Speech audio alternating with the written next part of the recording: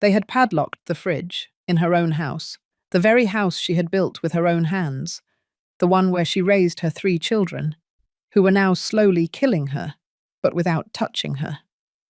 It all began one chilly morning in Phoenix, Arizona. Ms. Carroll woke up to a noise coming from the kitchen. It was early. It wasn't even fully daylight yet, but the dishes were already rattling, and the smell of freshly cooked oatmeal made her stomach rumble. She sat on the edge of the bed, put on the cotton robe that was over 15 years old, and slowly walked toward the kitchen. Her heels ached, but her heart ached more, because her children had been acting strange for days. When she arrived, she stood still. What she saw crushed her soul. The table was full of food: bagels, warm toast, bacon, scrambled eggs, fresh cheese, and coffee. Stephen, the eldest, was already eating in a hurry. Grace was talking on her cell phone with someone, and Tony, the youngest, was reviewing some papers, but no one looked up at her. "You didn't make any for me?" Carol asked, in a quiet voice, not wanting to bother them. Grace clicked her tongue and answered without looking at her. "Well, we didn't know if you were going to wake up. Sometimes you get up late, and there's never enough," Tony added without lifting his head. Carol swallowed hard. She took a step toward the refrigerator to make herself something, even just one egg. But when she grabbed the handle, something stopped her. A metallic click, a cold resistance. It was a padlock. They had put a padlock on the fridge, in her house, in her kitchen, on her refrigerator. "What is this?" she said in a low, almost trembling voice. Stephen let out a sigh of annoyance. "It's for precaution, Mum. You forget to close things properly. We've had a few things spoil because of you, and also because we can't afford all the extra expense," Grace added. Ms. Carroll didn't answer. She lowered her gaze. She pressed her lips together, and with tears in her eyes, she went straight to the pantry. She only found a piece of old bread roll, hard as a rock, and half a packet of instant coffee. She sat in the rocking chair on the back porch, and while chewing that bread as if it were cardboard, she thought, "When did my children stop loving me?" What she didn't know was that that day was going to change everything, because hidden in that house, among old documents and buried memories, there was something that her late husband Frank had left in writing. A paper that would reveal the truth and destroy everything her children were secretly planning. Now, allow me a moment before continuing. If this story is already touching your heart, we ask you a very special favor. This channel has a goal: to reach 150,000 subscribers before the year ends, and to achieve it, we need a lot of your help. Subscribe to the channel, hit the notification bell, and like this video. We will be very grateful to you. And tell me in the comments, what country and city are you listening to us from? Now, let's get back to Ms. Carroll, because that same morning, while they were humiliating her, she was going to begin remembering things she had been trying to forget for years. Just as she got up from the rocking chair on the porch, Ms. Carroll heard the front door open abruptly. She didn't need to turn around to know it was Stephen. He always arrived the same way, as if the world owed him something, as if every step he took were a constant demand. "Out here again, Mum?" he snapped, with that tone that wasn't a yell, but hurt more than a yell. Carol didn't answer. She turned slowly, her gaze caressing the small, dry garden that Frank had tended with such care in other times. Now it was just dust and neglect. "It's cold out here, Mum. Go inside," Stephen ordered, closing the door behind him. They went into the kitchen. Stephen put a folder on the table, adjusted his reading glasses, and took out some papers. "What's that?" Carol asked, noticing the seal of a real estate agency. "Nothing that concerns you," he replied without looking at her. "It's work stuff." She wanted to believe him. She wanted to think that she still had some place in her children's lives, but something in her chest told her he was lying. She had known him since he was a baby. She knew when Stephen was hiding something, and he was doing it now. "Is it about the house?" she asked carefully, as if testing the water. "What? No, don't start, Mum. I already told you not to worry about those things." "I just asked." "Well, don't ask," he cut her off sharply. "Look, you've lived a long time, Mum. We are the ones who have to figure out how to move forward. The house isn't functional anymore. It's old. It's damp. What if it collapses with you inside? Then the problem is mine." Carol clenched her teeth. Old, damp, useless. As if he were talking about the house, but also about her. "Your dad and I built this house," she said in a firm yet shaky voice. "Every brick, every penny. You were raised here." "Yeah, and we appreciate it, okay? But the world changes. We can't live in the past." Stephen picked up the papers and went straight to the back room, the one that used to be Frank's. He closed the door. Carol remained standing there, feeling a pang shoot through her stomach. She didn't know if it was hunger or fear. Minutes later, Grace entered through the back door, talking on the phone, smiling as if nothing was wrong. She was carrying shopping bags, but not for her. She didn't even say hello. Carol only managed to hear one sentence through the noise of the cell phone. "The appraiser said we could get up to $1,300,000 if we sort out the will." Carol's blood ran cold. The will? Were they talking about the house? She went up the stairs slowly, as if each step led her to a more painful reality. She entered her room, closed the door, and sat on the bed. She looked toward the wall, where her wedding portrait with Frank still hung. Both of them, young, happy, full of dreams. It was then that she remembered. A conversation, one night, years ago. Frank sitting on that very bed, with a serious look, as if he already knew what was coming. "Carol," he had said back then, "if I'm ever gone, you make sure you search thoroughly. There are things no one else should find before you." At that moment, she hadn't paid attention. She thought it was the talk of a tired man. But now, those words drilled into her memory. Carol got up, opened the drawer where she kept Frank's clothes, and began sifting through old shirts, folded receipts, and broken diaries. Nothing.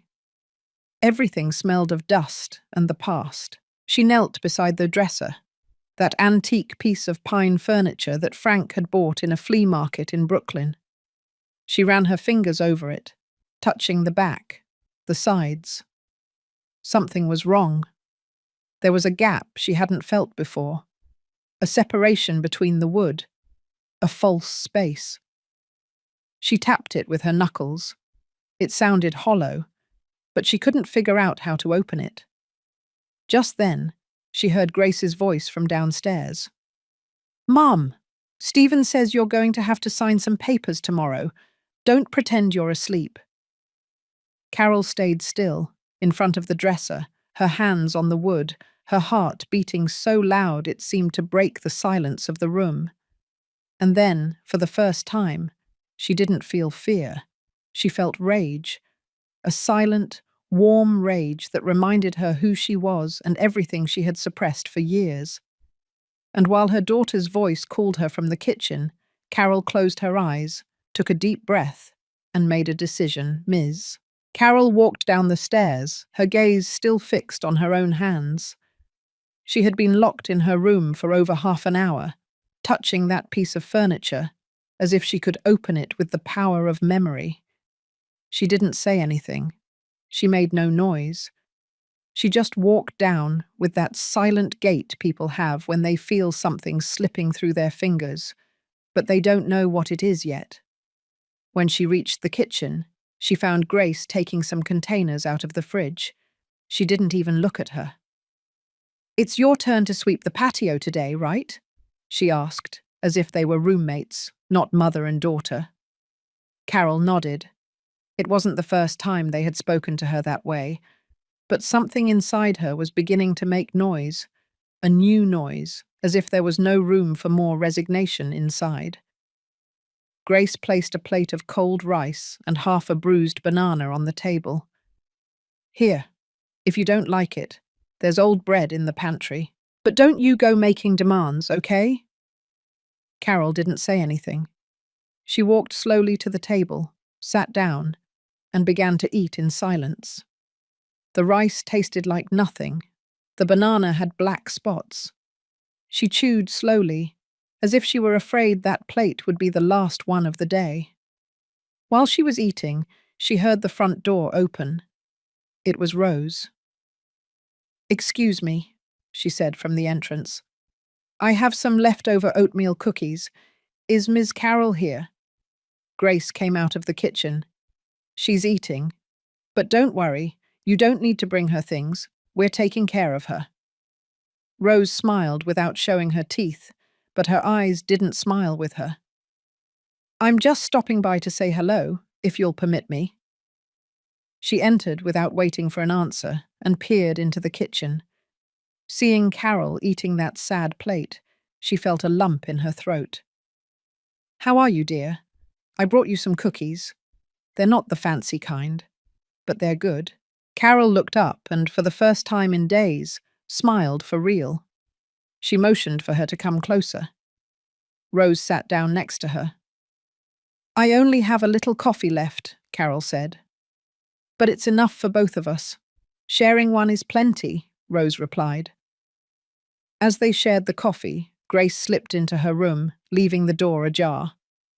From there, Carol heard her talking on the phone. Her tone was soft, but the words were like piercing needles. "Yes, the appraiser already came. He says if we remodel the bathroom and paint the facade, the house could easily go up. My mom doesn't have an opinion, she's old. She'll sign whatever we tell her to. She doesn't notice anything." Rose looked at her. Carol looked at her too. They didn't say a single word, but in that exchange of glances, there was an entire conversation. Rose finished her coffee and, before leaving, squeezed her arm tightly. "Stop by my place later. I want to show you something. It's important." Carol nodded. Then she collected this plate, washed it patiently, wiped the table, and went out to the patio to sweep. Out there, while shaking the dry dirt between the dead flower pots, Carol thought about the phone call, about the furniture, about Frank's sentence that had been echoing in her mind for days. "There are things no one else should find before you." But what things? Suddenly she heard Tony's voice from the entrance. "Mum, Grace says to collect your clothes from the clothesline. Some visitors are coming tomorrow." "Who's coming?" "A guy. He says he's going to check a few things out. Nothing serious." Tony disappeared without waiting for an answer.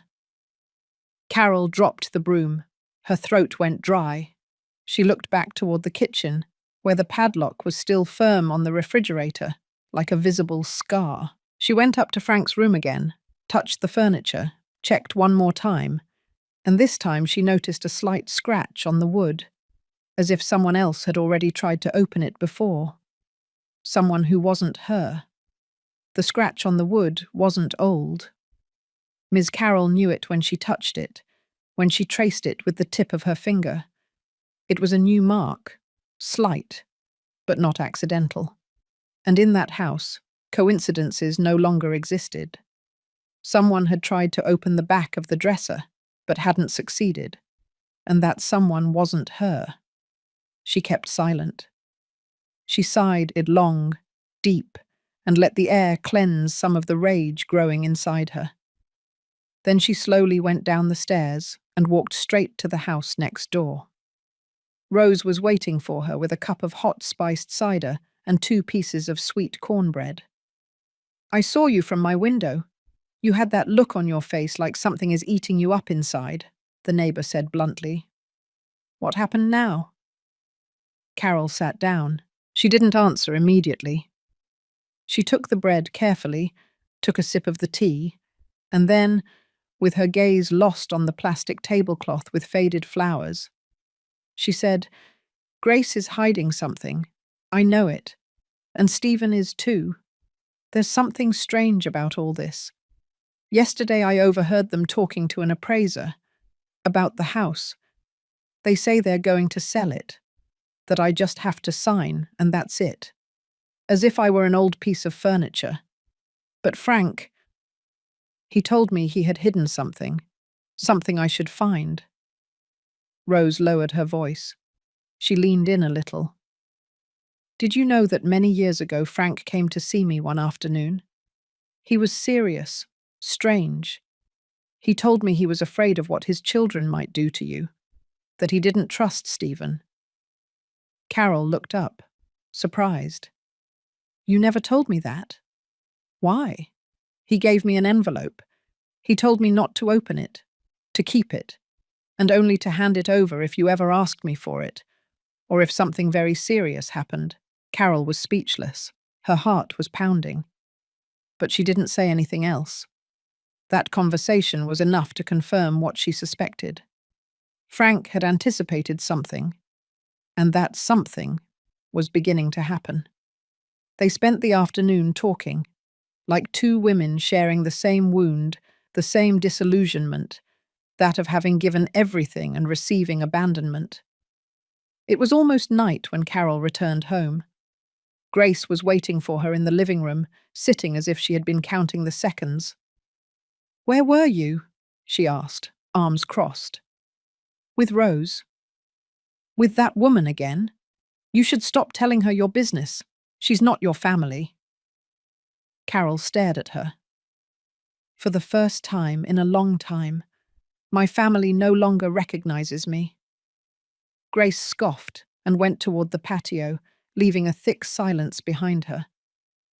Carol went up to her room. She sat on the bed and opened an old wooden box she had kept for years. Inside were her notebooks from when she and Frank were starting out together, their wedding day photos, and a couple of old receipts, including the one for the first payment on the lot. She remembered that day as if it were yesterday. It was the year 1972. Frank was barely 27 years old. She was 24. The lot was in a vacant dirt field, with no electricity, no paved street. Nobody wanted to live there, but they saw it with different eyes. "We're going to build our house here," Frank said, planting his feet firmly in the dust. "And where are we going to get the money?" she asked, laughing. "I've already saved it. I worked double shifts for months, and Mr. Johnson, the welder, loaned me the rest." "What if we can't do it?" she insisted. "We will, because we are doing this for them," he said, stroking her belly. "For our children, but most of all, for you."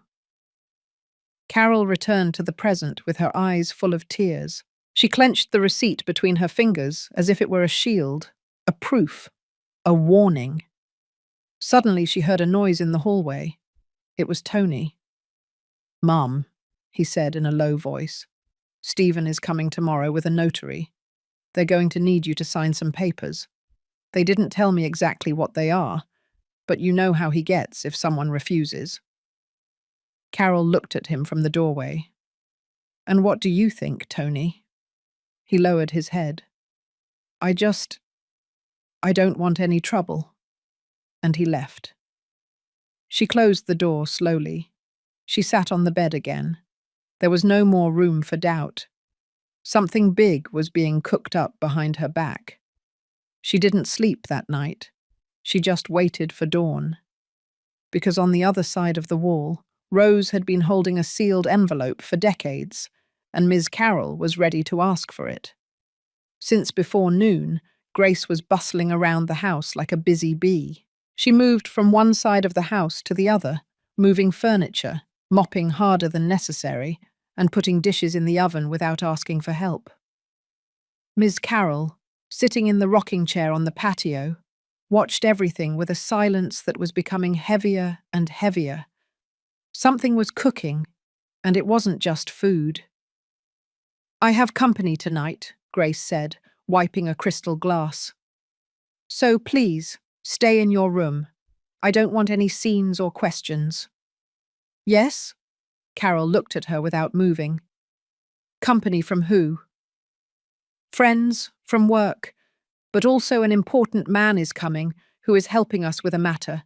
You don't need to know more." "And why do I have to hide?" "You're not hiding," Grace replied impatiently. "It's so you'll be more comfortable. You tend to say inappropriate things, and I don't want people to think we live poorly here. Do you understand me?" Carol lowered her gaze. She nodded with a barely visible movement. She didn't have the strength to argue, not yet.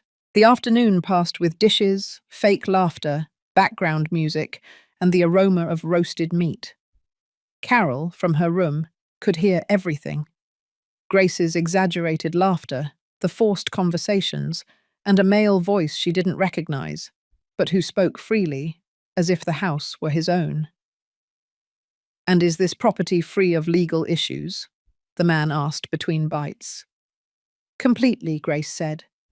"The house is in my mother's name, but she already gave us authorization for everything.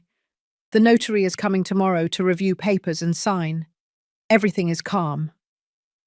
Ms. Carroll clenched her fist. Her heart was pounding against her chest. Authorization? Everything is calm? She had given permission. She didn't even know exactly what they were talking about. But whatever it was, they were doing it without her. And the worst part, they were using her as a decorative figure, as an obstacle to be moved.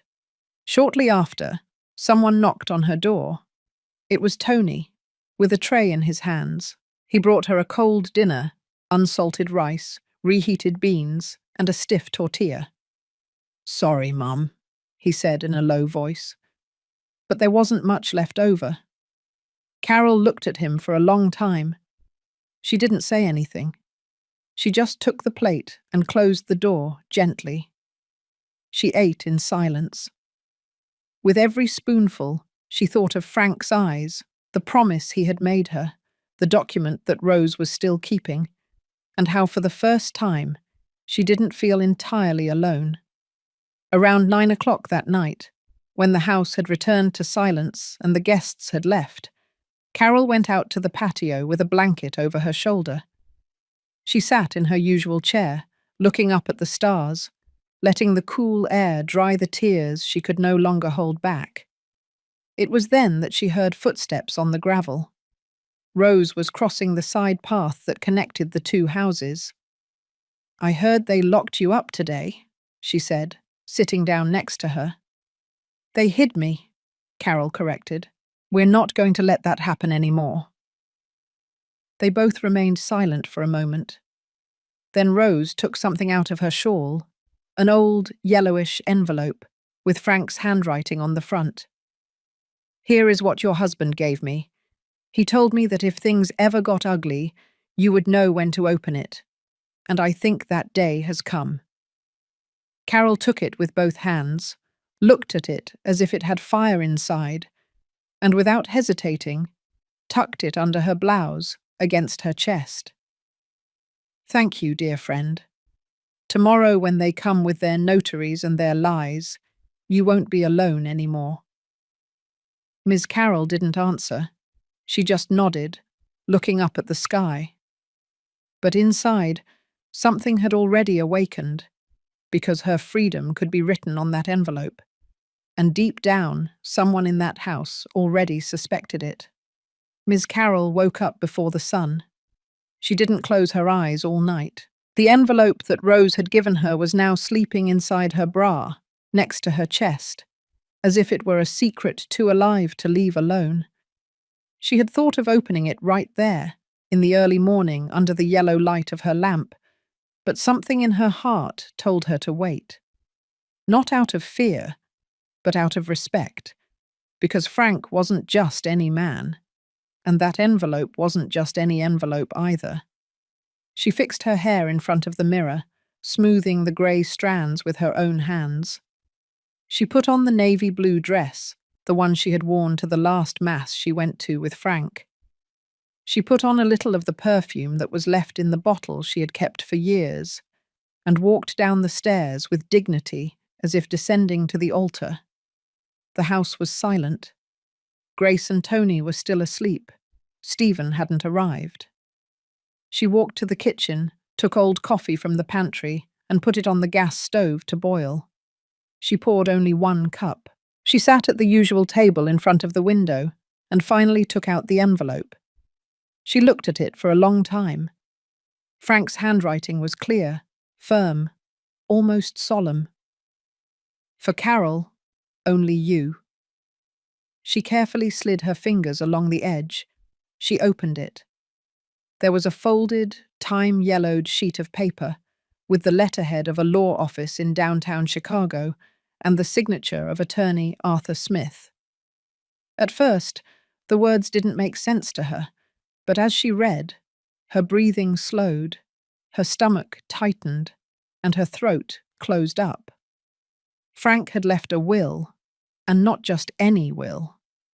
In that document, dated just a few months before his death, he declared that the entire house, the land, the assets, the improvements, everything built from 1972 to the present, was to remain exclusively and totally in the name of his wife, Carol Baker, as long as she lived. And the most shocking part was at the end. And upon my wife's passing, this estate will be irrevocably transferred to the person she designates as the beneficiary, provided that person has demonstrated true dignity, respect, and care during the last years of her life. If none of our children meets that condition, it will be transferred to whomever has, even if they are not related by blood. Carol felt her heart jump into her throat. That last sentence was not there by chance. Frank had written that with knowledge. He already knew. Maybe he knew before she did. She folded the paper again, put it back in her bra, got up from the table, and went straight to Rose's house. She knocked 3 times. Rose was already awake. "Did you open it?" she asked, knowing the answer without Carol saying anything. "Yes," she answered, "and now I understand a lot of things." They both sat in the living room, the one that always smelled of rosemary and freshly baked bread. Carol told her everything calmly, without omitting a single word. When she finished, Rose stared at her, as if seeing her for the first time. "So are you going to tell them?" "Not yet." "And what are you going to do?" "Wait for them to take the next step, and when they do, that's when I'll drop the truth on them." Just then, Rose's phone rang. It was an unknown number. Rose answered cautiously. "Hello?" A serious male voice spoke from the other end. "Is this Ms. Carol Baker? I'm attorney Galvez. Your children called me to review some deeds. We're coming over this afternoon. They told me you will sign without a problem. I just want to confirm you'll be available." Rose looked up and stared at Carol, who understood immediately. "Yes," Rose replied, lowering her voice. "She will be here. We'll be expecting you." She hung up. "They're coming today," she said. "Not tomorrow. Today." "Perfect," Carol replied. "Then this afternoon they're going to find out who I am and who their father was." She got up. She walked back to her house with her head held high, and for the first time in a long time, she didn't feel invisible, because that document wasn't just a piece of paper. It was proof that there was still justice in a world that was crashing down on her. And what Ms. Carol didn't know was that someone had already smelled the fear, because that same morning Grace would enter her room without warning and find the drawer empty. It was 8 o'clock in the morning when Grace shoved open Ms. Carol's bedroom door with her shoulder. She didn't knock. She didn't announce herself. She entered with that sense of ownership that had been forming in her since she moved back into that house, as if being born there entitled her to everything, even her mother's privacy. "Mum, are you awake?" she asked in a false tone, as if speaking to a silly child. Miss Carroll was not there. The bed was made, the room in order, not a trace of her. Grace frowned. She walked to the dresser, opened drawers. She searched in a hurry. The back drawer, the one where she had once found some old notebooks, was now empty. She looked under the bed. Nothing. She stormed downstairs in a fury. "Tony, have you seen Mum?" she yelled from the kitchen. "No." "Why?" "She's not here, and she didn't leave a note or anything." "And what are you worried about? She probably went to Rose's. She's always glued to that old woman." Grace didn't answer. She rested her hands on the kitchen counter. She closed her eyes for a second. She was agitated even though she didn't want to admit it. She bit her thumbnail while her mind went back to a scene from more than 15 years ago. She had recently separated from her children's father. She had returned home with her 2 small children, with no money, no job, and her pride shattered. Frank was still alive and accepted her without conditions. But one afternoon, while sweeping the back room, she saw her father sealing an envelope with a serious look. He put it in a box and hid it behind the dresser. Grace didn't ask, but she didn't forget. Years later, after Frank had died, she tried to move that furniture looking for valuable papers. She found the box empty. Now that emptiness weighed on her like a stone in her stomach. At Rose's house, the atmosphere was different. Miss Carroll was sitting at the table with a cup of chamomile tea in her hands. In front of her, an open Bible. Inside, a folded photograph, which she herself had saved years ago. On the back, written in Frank's shaky but firm handwriting, it said, "When you read this, remember what I hid for you. The correct name is there. Don't trust anyone who hasn't taken care of you." Carol had already read it 3 times. She still didn't fully understand what he was referring to. The correct name of what? Of whom? "Are you sure you don't want to read the document again?" Rose asked from the stove. "I already read it, dear friend. I know what it says. But there's something else. He left something between the lines. He didn't just leave me the house. He left me a decision." "Which one?" "The document says that when I die, the property passes to the person I designate, provided they have demonstrated dignity and respect." Rose looked at her, bewildered. "So?" Frank knew his children would fail. He wrote it with full intention, but he also knew that someone would take care of me, someone who is not blood, but is family in my life. Rose didn't know what to say. She lowered her gaze. Something moved forcefully in her chest. She didn't say a word, but there were contained tears in her eyes. Hours later, the doorbell rang. "That must be them," Rose said, looking out the window. They arrived. Miss Carroll slowly stood up. She walked to the door calmly but firmly. She opened it. There were Stephen, Grace, and a suited man with a clipboard in his hand. Attorney Galvez. "Miss Carroll, it's a pleasure. I'm the notary your daughter hired to formalize some procedures. May we come in?" "No," she replied without hesitation. "We're not signing anything here today. If you want to talk about papers, it will be somewhere else, and with a different lawyer." Grace approached, clenching her teeth. "Mum, what are you saying? Are you okay?" "Better than ever." Carol took the original document that Frank had drafted out of her purse. She held it with both hands, like someone raising a banner. "Here is the only paper that matters." Stephen tried to snatch it away.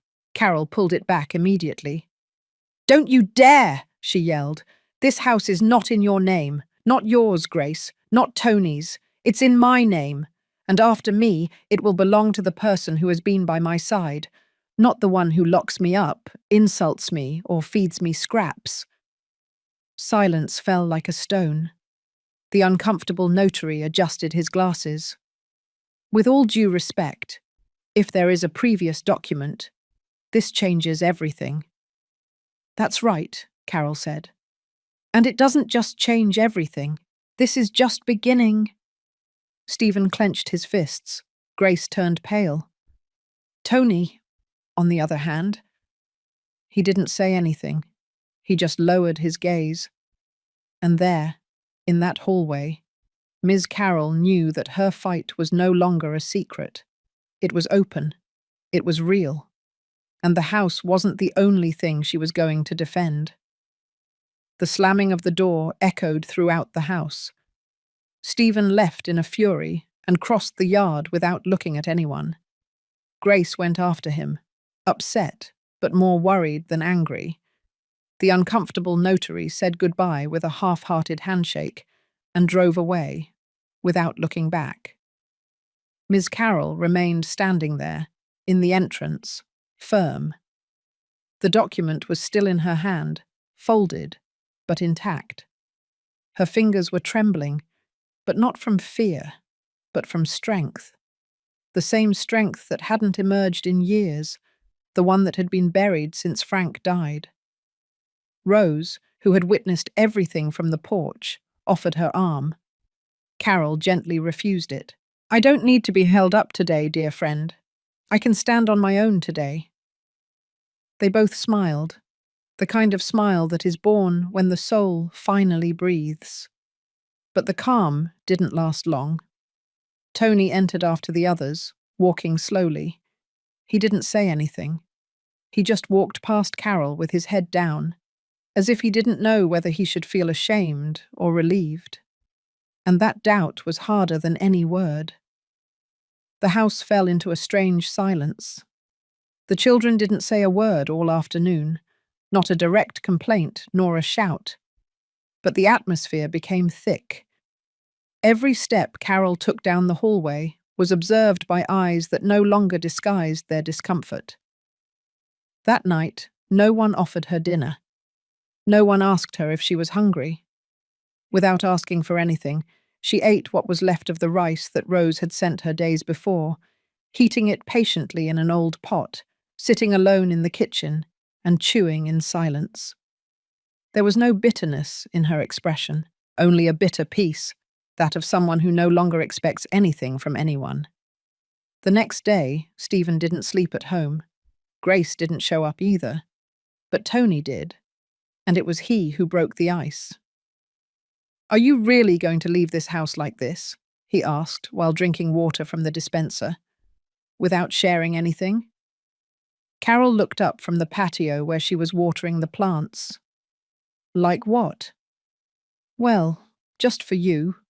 You don't even need that much anymore. We have families." She put the hose aside, wiped her hands on her apron, and walked to the door. "You have a family, Tony. But I had one too.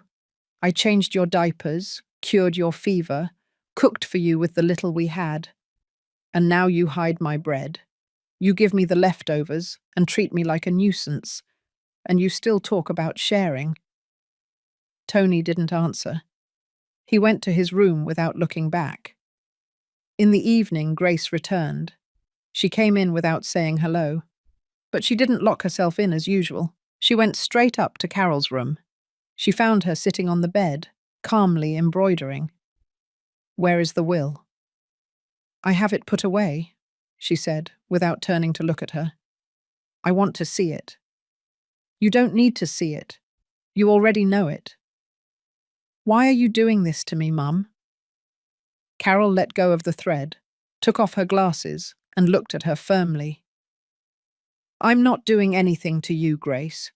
You did this to yourself. I didn't sign your contempt or your indifference. I didn't draft your insults or the padlock on the kitchen. You signed all that." You've always preferred Rose over us. Because she respects me, and because she has never made me feel small. Can you say the same? Grace couldn't hold her gaze. She closed the door with a slight bang and ran down the stairs. Minutes later, Carol heard heavy footsteps in the hallway. Then, a low voice.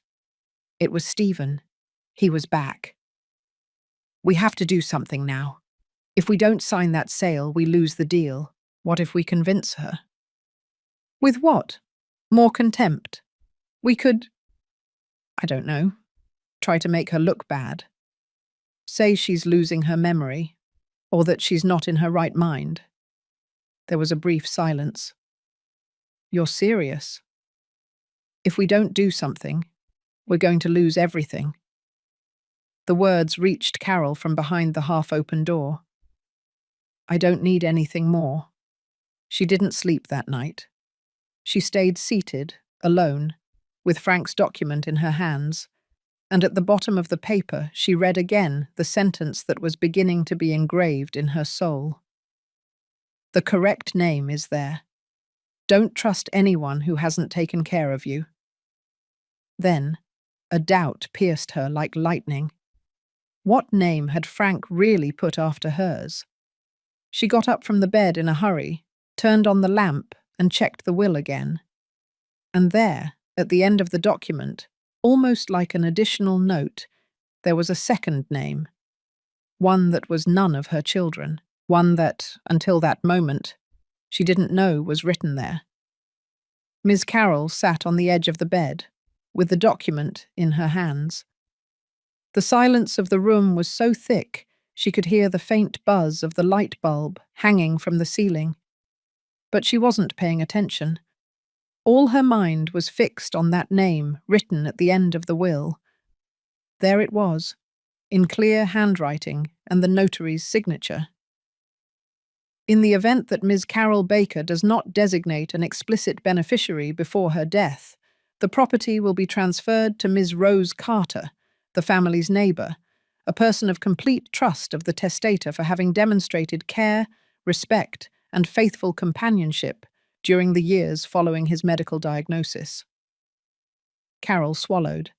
It was not a surprise, but it was. Frank had left Rose's name, legal, written, signed, sealed. For a second she felt guilty, not for what the will said, but for what she knew was coming. The fury of her children, their humiliation in knowing that by their father's direct choice, a woman who was not their blood would be the heir, and not out of revenge, but out of merit. Outside, the house was in shadows, but the tension was so real it could almost be touched. Grace was pacing the hallway. She went back and forth as if her body was searching for a way out that her pride would not allow her to ask for. Stephen was sitting in the living room with a warm beer in his hand and his eyes fixed on the floor. Tony had left early and hadn't returned. I can't believe it, Grace said, barely audible. Rose? That woman is going to keep all this? We don't even know if it's true, Stephen replied, although he knew it was. And what are we going to do? Wait for them to kick us out? Stephen stood up abruptly. Shut up. Don't talk to me like that. We'll fix this. She's not going to get away with it. And how, huh? Are you going to force her to sign something? There are other ways. What do you mean? Stephen didn't answer. He just pressed his lips together.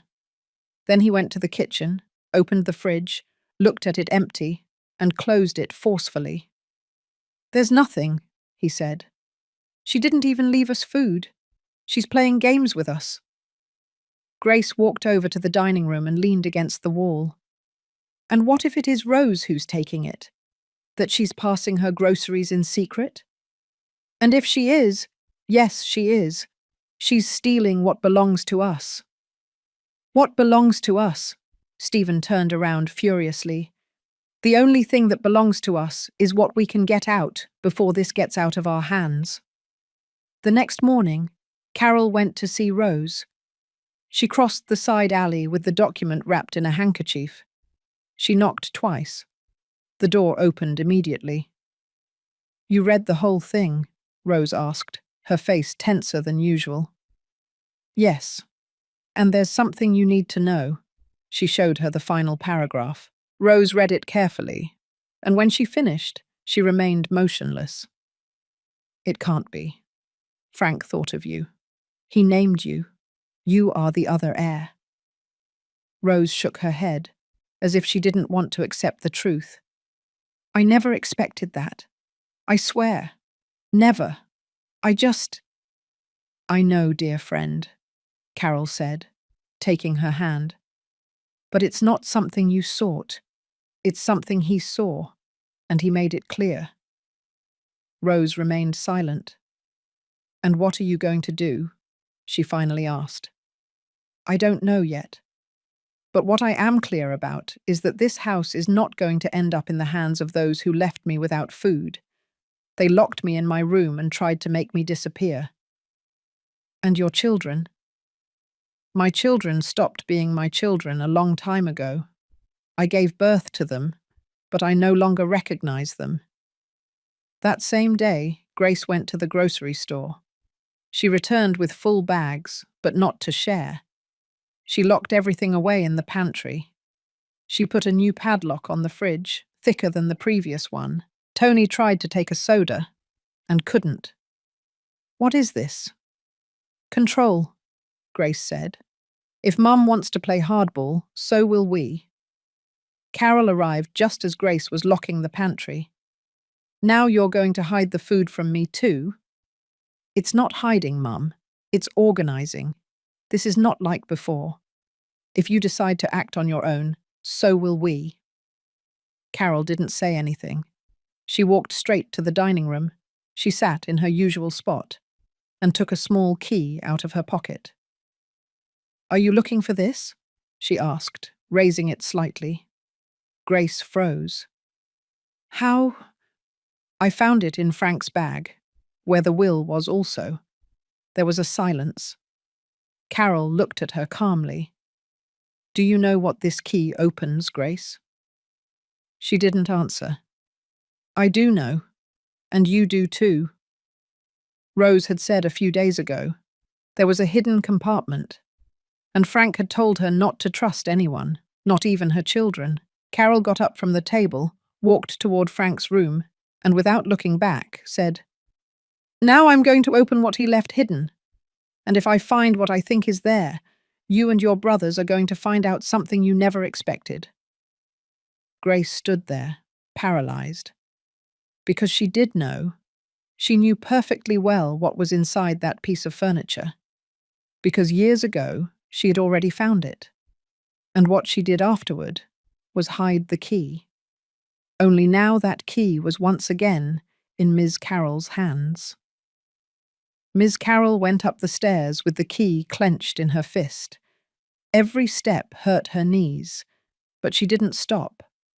Her heart was pounding, not only because of the revelation of the will, but because she knew that what she was about to do would forever close one stage of her life and open another that would have no return. Grace was following her a few feet behind, with muffled steps. She didn't speak, but her rage was visible, even in her breathing. It wasn't the first time they had clashed, but this time it was different. Carol wasn't walking with fear, she was walking with purpose. She entered Frank's room and turned on the bedside lamp. The warm light illuminated the old pine dresser, the one that had survived 3 moves, 2 floods, and the passage of time. Carol caressed it like greeting an old friend. She knelt in front of the furniture, slid her hand along the bottom, and found the exact edge where Frank had placed the false compartment. She felt it. She tapped it with her knuckles. It sounded hollow.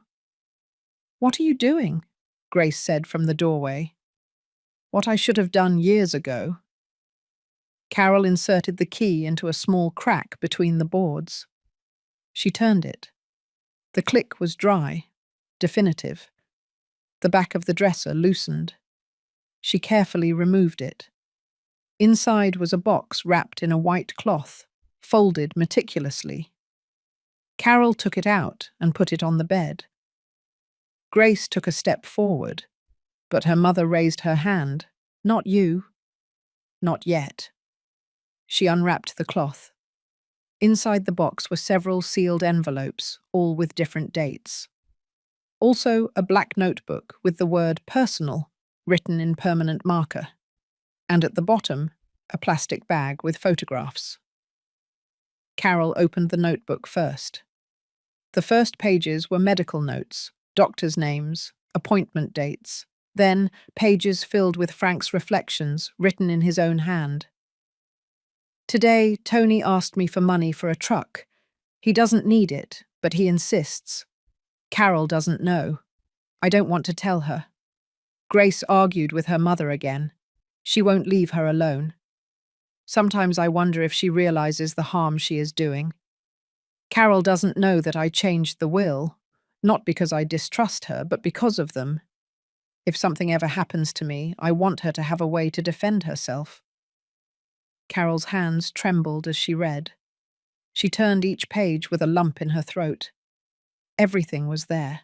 The slow and painful process in which Frank realized, little by little, that his own children were drifting away, not out of necessity, but out of coldness. Then she opened the envelopes. One contained the receipt for the original purchase of the lot, signed in the names of Frank and Carol. Another, a copy of the previous will, in which the children did appear as heirs, crossed out by hand, with a note written by Frank himself. "Annulled by personal will. They are not worthy." Grace approached closer. "What are you going to do with all that?" Carol didn't answer. She took out the photos. They were old, some of the house being built, others of the children's births. But there was one in particular that chilled her blood, an image of Frank in the hospital bed, with a bruise on his arm, and Stephen sitting next to him with his gaze lowered. On the back of the photo, a note. "He didn't want to explain to me how I fell out of the chair. He picked me up off of the floor but left me alone an hour later." Carol swallowed. That photo was taken a few days before he died. And although the official diagnosis said accidental fall, the doubt that Frank had expressed there said everything. She put the things away again, closed the box, and finally looked at Grace. "I know what I have to do." "What are you going to do, Mum?" "I'm going to protect this house, but not just from you, from the shame you left me." Grace followed her as she went downstairs, but when she reached the last step, Carol stopped and looked at her directly. "You knew that box was there, didn't you?" Grace didn't answer. "You saw it, and you closed it again, and you stole the key. That was a long time ago, and you didn't say anything. Why?" Because I was afraid. Stephen said that if we didn't secure the house, we would be left with nothing. And that's why you locked me up. You left me without food. Is that why?" Grace lowered her head, her lips trembling. "We didn't know what else to do." Carol felt a deep emptiness, as if she finally understood something she had been denying for years. It wasn't about necessity. It was about ambition. And ambition had rotted everything. That night she went to Rose's house. She showed her the box, the letters, the notebook, the photos, everything. And Rose, after looking at each piece, said, "Carol, there is enough here to defend yourself with lawyers, a notary, and a judge." "I don't want to defend myself," she replied. "I want the truth to be known." "Are you going to tell it?" "No, someone else is going to tell it. And it's going to be to their face, with everyone present." "When?" "When they dare to do what they are already planning." Rose stared at her. "What do you think they're going to do?" Carol sighed. "They're going to try to kick me out of my own house. And when they do, that's where it all ends." And that prophecy, without her knowing it, was about to be fulfilled. Because that same night, in a closed-door call, Stephen was already negotiating with someone who had no scruples and was willing to do anything. It was Wednesday. The sun hadn't even fully risen when Carol went down to the kitchen. No one was there, neither Stephen, nor Tony, nor Grace. Everything was in its place, but the atmosphere was strange, as if the air weighed more than usual. She opened the pantry and, as expected, it was padlocked. The refrigerator, too. She wasn't surprised. She poured herself a glass of water from the dispenser, sat in her usual chair by the window, and looked out at the patio, as if waiting for Frank to appear at any moment, with his paint-stained apron and a simple smile, asking her if she wanted a bagel with coffee. But there was no bread, no coffee, and no Frank. Just silence. That same silence was broken around 8 o'clock, when Grace came downstairs with her cell phone to her ear, laughing falsely, with that forced tone that Carol knew by heart. "Yes, of course, counsellor," she was saying. "My mum has no problem confirming. Everything is already arranged." Carol slowly turned her face. "Who are you talking to?" Grace covered the phone with her hand. "Business, Mum. Things that don't concern you. Why don't you go out to the patio for a while, okay?" Carol didn't answer. She just got up, took her shawl, and went out to the side path. She sat on a small concrete bench that Frank had built for her when they were still painting the walls together, when there was still no distance between mother and children. She spent over an hour there, in silence, her gaze fixed on the dry plants, until Rose arrived. "I brought you some rice pudding," she said, holding a container with a blue lid. "Well made, just the way Frank liked it." Carol looked at her with a slight smile. "Now I understand why he had you in mind." Rose sat down next to her. "And you? Have you decided yet?" "Not yet, but it won't be long now." Carol told her about the letters found in the dresser, about the photographs, about the note with the bruise on Frank's arm. Rose listened to everything without interrupting, without judging, as true friends do. "And what do you plan to do with that?" she finally asked. "I'll keep it. For now. But if they try to take one more step, my patience runs out." Just then, the main gate opened abruptly. It was Stephen, accompanied by a tall man, in a white shirt and dark glasses. He looked like a lawyer, but he wasn't carrying a briefcase. He had malice on his face. "That's the guy who came last time," Rose whispered. Carol got up and walked straight to the living room. The man nodded, polite but cold. "Good morning, Mum. We're here to review some documents. It's just a matter of signing." "What documents?" "The sale documents, Mum," Stephen said, standing behind the man as if he were his shadow. "We already talked about it. You won't lose anything. You'll be well cared for." "And in exchange for what?" Carol asked. "For walking out the door as if I hadn't lived here for 40 years? "We're not going to argue again, Mum. Sign, and everything will be solved." Carol took a deep breath. "And what if I don't sign?" "Well then," the man in the white shirt intervened, "everything gets complicated. Legally, the house already has interested buyers, and if there is no agreement, we might have to move the process through another channel." Carol stared at him. "Are you threatening me?" "No, Mum. I'm explaining the consequences." "The consequences of being the owner of my own house." Stephen made a gesture with his hands. "Mum, don't exaggerate. We're not going to kick you out. We're just going to sell.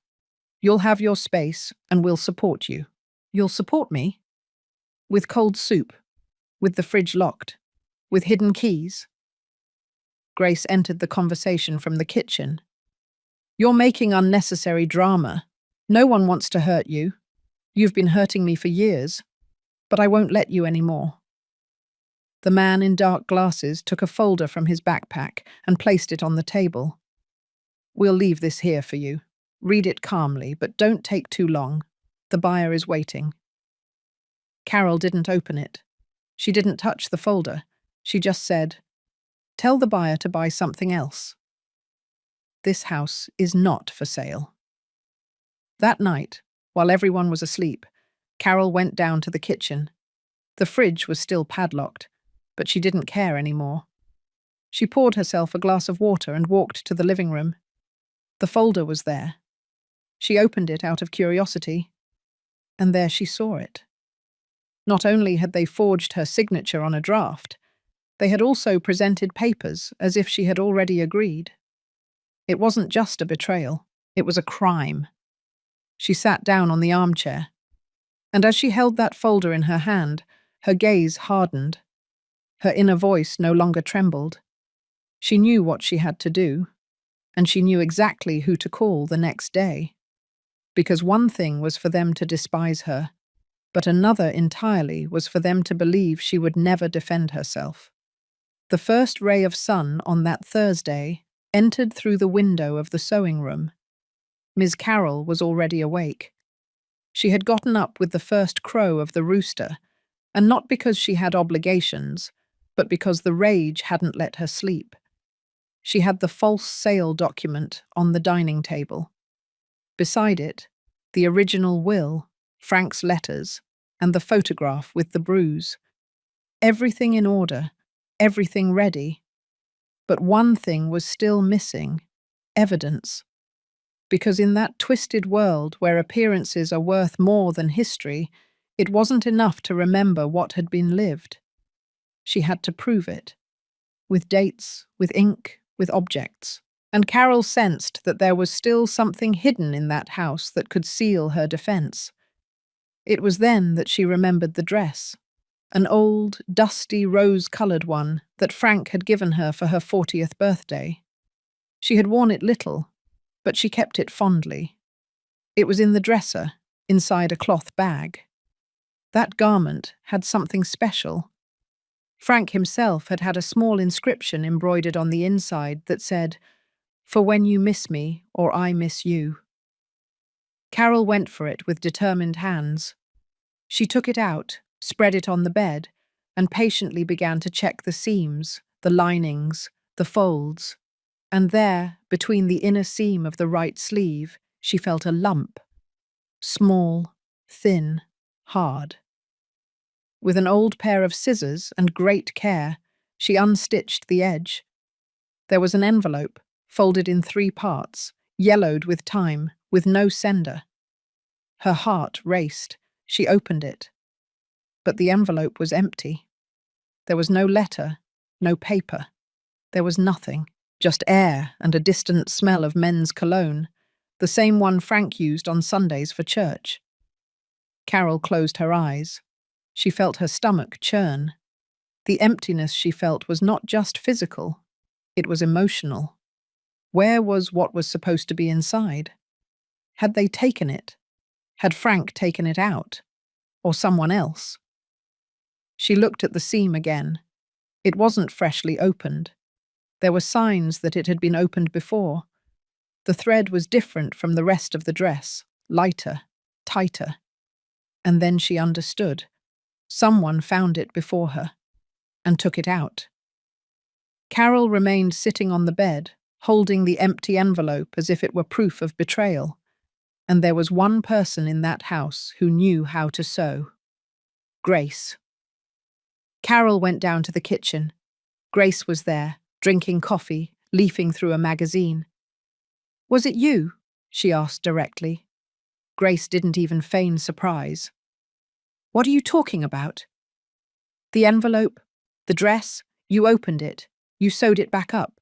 Where is what was inside?" "Are you crazy? Where is it?" "I don't know what you're talking about," Grace repeated, getting up. "But if you're losing your memory, it's not my fault." Carol approached her. "If you're still keeping something, I suggest you return it, because what's coming is no small matter. And if there was something in that paper that could help you, you still have time to save yourself." Grace looked down for just a second, but that gesture was enough. Carol no longer needed more proof. Betrayal doesn't always show up with shouts. Sometimes it hides in the eyes that cannot look you in the face. At dusk, Rose arrived with sweet cornbread. "I stopped by the church today and ran into Mr. Johnson," she said. "He asked about you.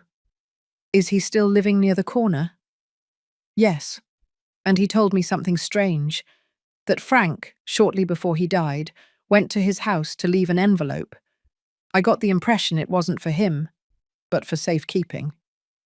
Carol froze. "An envelope?" "Yes. He said Frank asked him not to read it, to only hand it over if you ever asked him for it." Carol didn't say anything. She just stood up. "Let's go get it," she said. "Right now." Minutes later, they were knocking on Mr. Johnson's door. The old man greeted them in his work shirt, his glasses hanging from his neck and his cane in his hand. "I knew you were going to come," he said. "Come in." He led them to a chest of drawers at the back of the living room. He opened the third drawer. He took out a small wooden box. He opened it. Inside was an envelope, sealed, in perfect condition. It had written on it, "If my children fail, this envelope will speak for me." Carol took it with trembling hands. Mr. Johnson spoke slowly. "Frank left it with me the day after Grace came to yell at him in the yard. That day he locked himself away for hours. The next day he arrived with this envelope, and you never opened it. He asked me as a favor between old friends, and I keep favors between old friends until I die." Carol gave him a long hug. "Thank you, from the bottom of my heart." "You take care," he replied, "because what's happening in your house isn't just anger, it's greed." That night, Carol returned home and locked herself in her room. She opened the envelope, and upon reading the letter, she finally understood why Frank had hidden everything. Because what was written there wasn't a simple warning. It was a confession, one that changed everything she thought she knew, even about her own marriage. The handwriting was unmistakable, large, precise, with that peculiar way Frank had of tracing the F as if he were drawing a tilted flag. Carol held the sheet with both hands.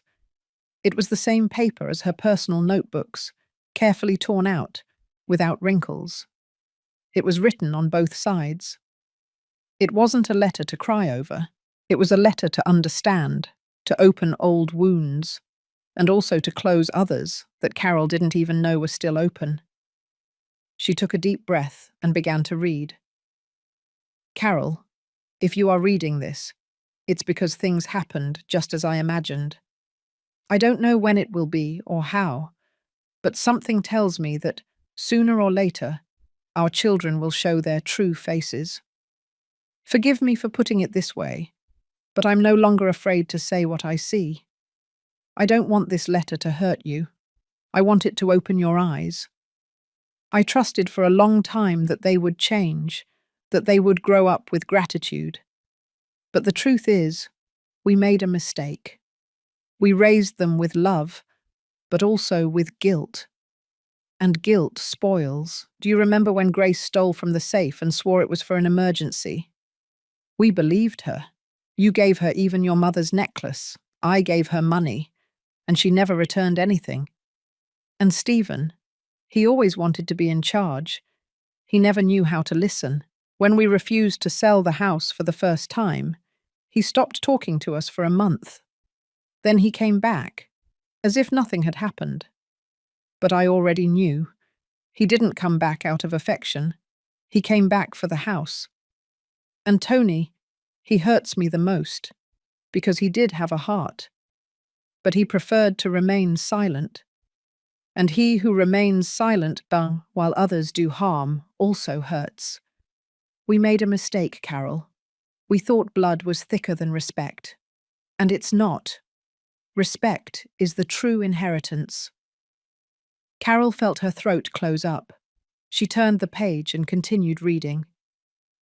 I want you to know that if I chose to leave the house in your name and then give the option to Rose, it was because I saw you, because I saw how you were slowly fading away while they divided the remains of your joy. She is not our blood, but she has treated you better than all our children combined. If you ever confront them, don't be afraid. Use this letter. Use everything I hid. I wasn't firm enough in life. But in death, I want to be your walking stick.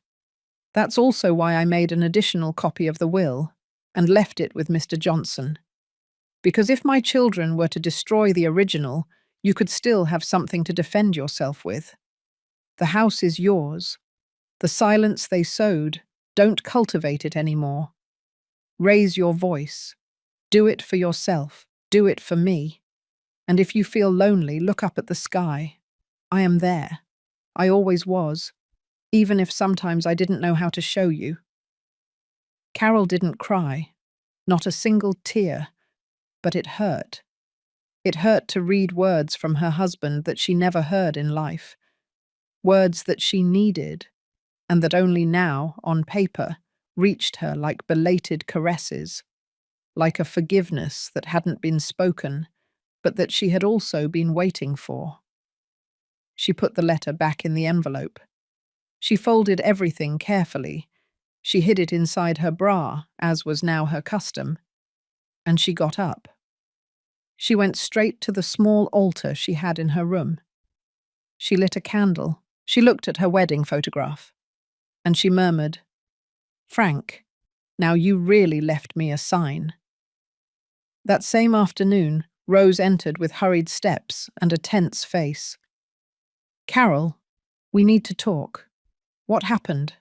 I was downtown today. I went to the bank to make a payment, and I ran into the same guy who came with Stephen the other day, the one in the white suit, the fake notary. I don't know if he's a notary, but I saw him talking to a man who works at the public registry.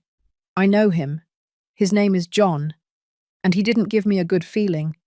They were saying that they had everything ready to force the lady out. Carol remained silent. Are you sure?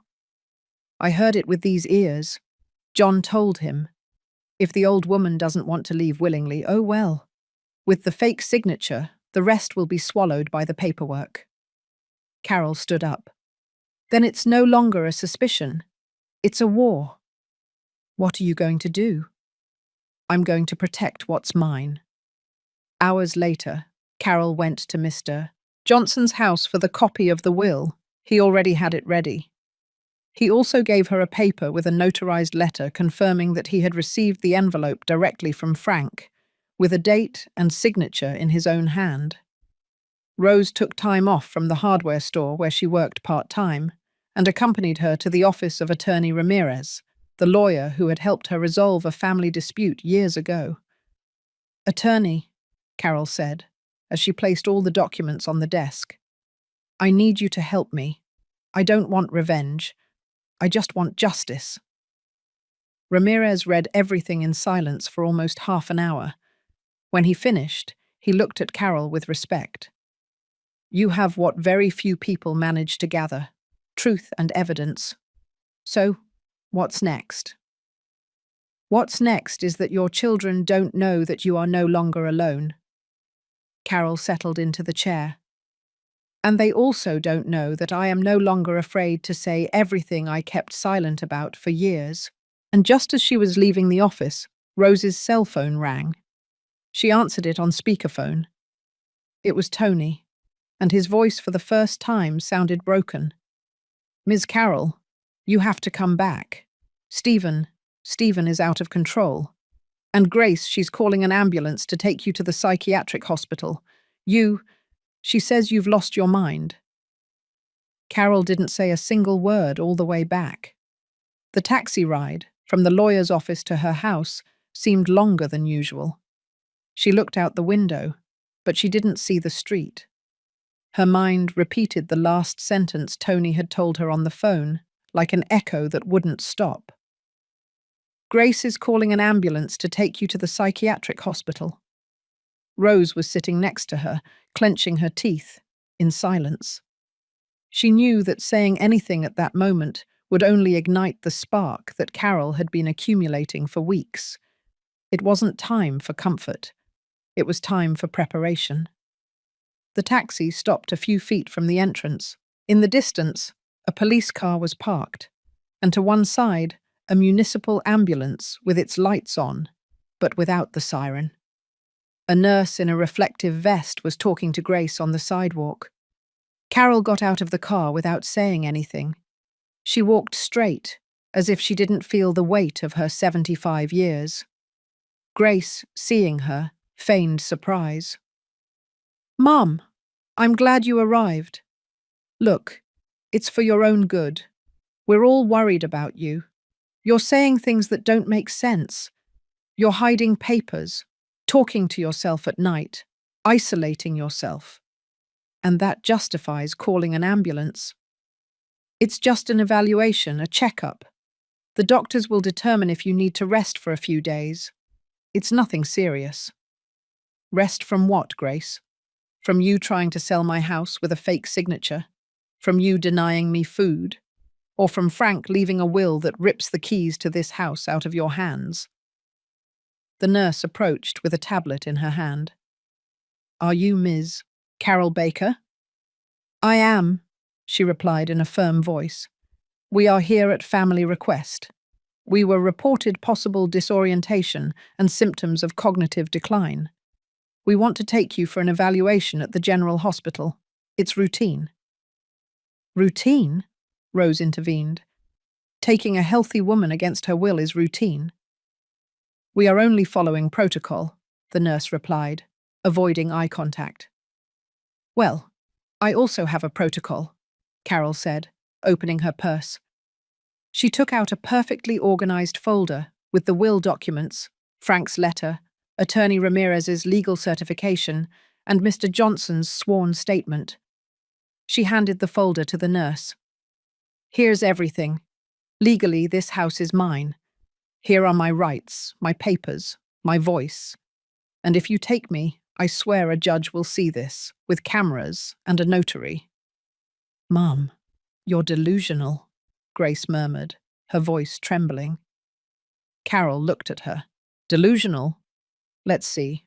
Who forged my signature on those papers? Who gave documents to that notary in the white suit saying that I had authorized the sale of the house?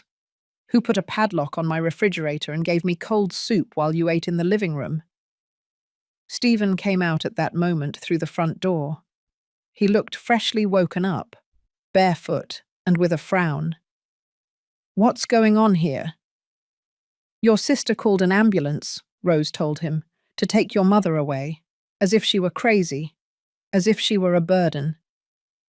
Stephen didn't know what to say. He stared at the folder that the nurse was now carefully looking through.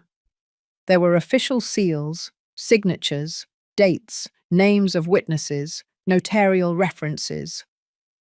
This seems authentic," the nurse said. "And if it is, you, as children, cannot make decisions without the legal authorization of the lady." "And what does that mean?" Grace asked, now pale. "It means that if she refuses to come with us, we cannot force her. And if you insist, we might have to report an attempted illegal deprivation of liberty." "That's an exaggeration," Stephen yelled. "We just want to help her." "Then help me by collecting your things," Carol replied, "because you're not sleeping here tonight." There was a silence so tense that the whole street seemed to freeze. The wind stopped moving. Even the neighbor's dog fell silent. The nurse closed the folder carefully and returned it to Carol. "We are leaving. Good evening." The ambulance drove away with its lights off. Grace, trembling with rage, went inside the house without saying anything. Stephen remained on the sidewalk, not knowing where to look. Rose hugged Carol tightly. "You defended yourself like no one else." "My hands didn't tremble today," she said, "and my voice won't tremble tomorrow either." That same night, Ms. Carroll slept with the door closed. but not locked. She was no longer afraid. What she didn't know was that the next morning, Stephen would make a secret visit to the public property registry, and there he would discover something that would take his breath away. Because Frank had also anticipated his next move. It was just past 9 o'clock in the morning when Stephen arrived at the public property registry office in downtown Chicago. He wasn't wearing a suit or a formal shirt as he used to in his office days. That morning he wore a grey sweatshirt with his cap low, trying to go unnoticed. But his intentions were not small. He asked for a turn at the internal inquiries window. He didn't want to leave any traces. He said he was there as a citizen to check the status of a family property, the house where he had grown up, the one that, according to him, already belonged to him de facto, even if his name wasn't on any paper, and that was why he was there. He wanted to know exactly how far his mother's rights extended, and how much he could force his own. While waiting for his turn, he nervously checked his cell phone. There was no news from Grace since the day before. After the failed ambulance attempt, she had locked herself in the guest room with her face swollen with anger. Tony was still missing. And Rose, the nosy neighbour, the one who had always annoyed him, was now stronger than she seemed. "Number 243, a voice called from window number 7. Stephen approached. "Good morning. I'm here to check the legal status of a property. It's my mother's house, but I have doubts about the documents she recently presented."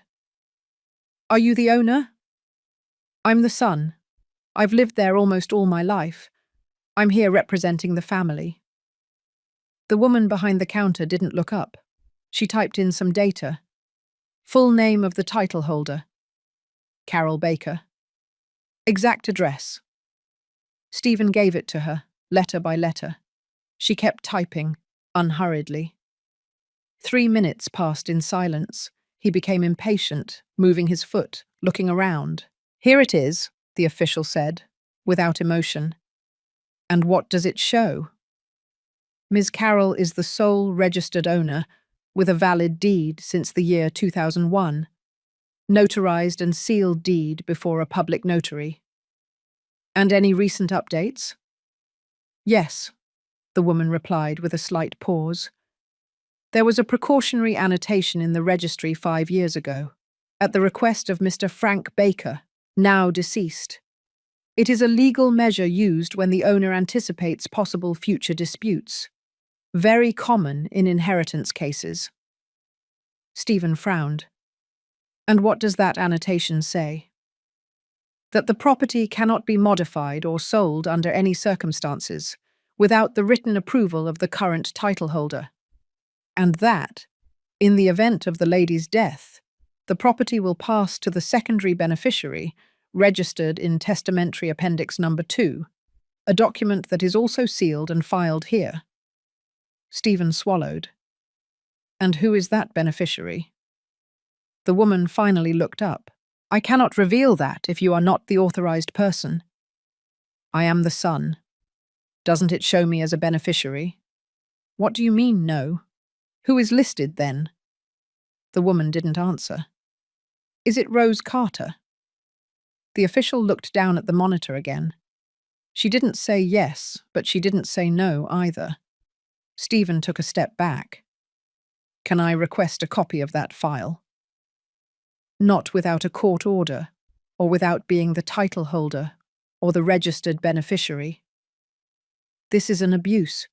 It's my family, it's my house." "No, sir," she said firmly. "It's your mother's house." Stephen left furiously. There was no wind, but his hands felt cold. He was sweating. He was breathing heavily.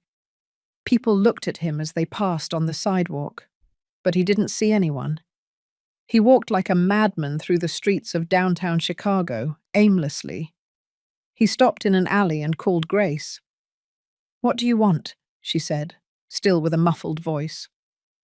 "We got ourselves into a bigger problem than I thought. What happened?" "I went to the registry. Frank legally sealed the property. He put a legal padlock on it 5 years ago. Rose is named as the beneficiary if Mum dies, and the house cannot be touched while she is alive. And now? Now we have to speed everything up. Speed up what? Get her to sign, or let whatever has to happen happen. But that house is not going to belong to a nosy old woman, or Mum, or anyone else. That same afternoon, Stephen returned home. He entered without greeting anyone. Carol was in the kitchen heating up some rice that Rose had brought her. The fridge was no longer padlocked. He looked at her sideways. "You went to the registry, didn't you?" She didn't answer. She just stirred the rice with a wooden spoon. "I know everything," he said. "Then there's nothing left to explain." "Are you happy? Dividing the family, throwing everything away?" "You divided the family, I'm just picking up the pieces." Stephen clenched his fists. "You're playing with fire, with—" "No, son, you lit the house on fire. I'm just protecting the walls so the foundations don't burn down." That night, Carol slept lightly. She knew the storm was coming, but she also knew that now she had a shield. She had evidence, she had memory, and she had Rose. But at dawn the next day, a noise in the backyard woke her up. She went out with her shawl over her shoulder. And there, in the back garden, she found Frank's box of photos thrown on the ground. Wet, open, and several letters. They were no longer there. The cold morning hit her bones directly. But Ms. Carroll didn't care. She walked barefoot on the cement floor of the back patio, with her robe askew and her hair loose, until she reached the box. The wooden box that had held her husband's most personal memories for years. Now it was soaked, open, and half of its contents were scattered between the mud and the gravel. Frank's letters, the photos from when he worked at the foundry, the tickets from the first movie they saw together at the local theatre. Wet, torn, trampled. Carol knelt down with difficulty. Her hands were trembling, but not from age. It was rage, a muffled, contained rage, the same one that had been growing inside her since she noticed the fake signature, since they padlocked the refrigerator, since they tried to send her to the psychiatric hospital. She picked up one of the destroyed letters. It was the shortest one Frank had written to her after their first wedding anniversary. It could no longer be read completely. The drops of water and dirt had washed away the words. Only 2 clear lines remained. "I didn't know how to love, until I saw you doing the dishes and singing." Ms. Carroll pressed it against her chest, as if she could still save something. "Who was it?" she murmured through clenched teeth, getting up slowly. "Who dared?" Rose arrived shortly after, alerted by Tony, who had seen her from the back window inside the house. "Carol?" Rose whispered, seeing her with wet shoes and hands full of mud. "What happened?" Carol didn't say anything. She just pointed to the box. "Was this here last night?" Rose asked. "Yes, closed, locked." "And the key?" "I have it in my bra. No one took it from me." Rose immediately understood. They didn't force the box. They moved the whole thing. Someone with access took it out while everyone was sleeping, or while Carol wasn't paying attention. And it wasn't just anyone. At noon, Carol gathered her strength and went up to Frank's room again. Since her husband's death, that room had been more of a sanctuary than a bedroom. But now she felt it was different. Something was wrong. She walked toward the dresser, the same one where she had discovered the false compartment weeks ago, and stopped. She touched it with her fingertips. The wood was not the same. The old pine that Frank had bought at the flea market had a unique texture, rough, with twisted grain and a poorly sanded edge on the right side. But this dresser didn't have that detail. The corner was smooth, too smooth. She knelt down with difficulty. She hit the base 3 times before it sounded hollow. Now it didn't. The furniture had been changed. She knew it immediately. And then she remembered something. 3 weeks ago, Grace had said that a friend of hers had done her a favor by taking away an old piece of furniture and bringing another. According to her, the previous one was infested with termites. Carol hadn't questioned anything at the time. She was sick. She had a fever. She could barely move. But now everything made sense. The missing letters, the sealed compartment, the flat bottom, the disappearance of the black notebook. "You knew!" she suddenly yelled, not caring who heard her. Grace ran up the stairs. "What's wrong now?" "You changed it. You changed the dresser. You took what was inside." "You're talking nonsense again, Mum." "Don't talk to me like that. I'm not crazy. You had it taken out. You found your father's letters. You wet them. You destroyed them." "And what are you talking about? Some old letters? Worthless papers?" "Worthless? They were his emotional will. They were the only sincere words he left me when he already knew he was going to die." Grace looked at her for a second. For the first time in weeks, she lowered her gaze. She bit her lips. But instead of apologizing, she defended herself. "I just wanted things not to get more complicated. You clung to that paper as if it were a Bible, as if it was worth more than your own children. Because you erased me. You treated me like an old rag. And now you want to cleanse your sins by burning the only thing I had left of him. Stop it, Mum. Stop acting like you're the only victim. And what am I then, Grace? A burden? A stone in your path? A crazy old woman who gets in the way of family photos?" Grace didn't answer. She just left. She slammed the door harder than necessary. Carol let herself fall onto the bed. She was breathing heavily. The tears didn't come out. Not anymore. The pain was dry, silent, deep. The kind of pain that doesn't ask for comfort, but for justice. She went downstairs. She locked herself in her room. She took out Frank's original envelope, the will, the declarations, the photos that could still be saved. She made a decision. That same afternoon, she would go with Rose to the courthouse. She would request a legal protection order. She would initiate a formal eviction process. But when she looked out the window, she saw something that stopped her cold. A black car, new, parked right in front of her. And inside the car, a face she knew well. The same face that years ago was in a photograph with Frank, the day they signed the original deed to the lot. The man got out of the car. He was wearing a suit. He was carrying a briefcase. And he hadn't come by chance. Carol didn't move. She watched the man get out of the black car with studied slowness, as if he knew that every step he took had weight. He was wearing a dark suit, a perfectly knotted tie, polished shoes. The briefcase in his right hand hung as if it contained a sentence. He was not a stranger. Carol recognized him instantly.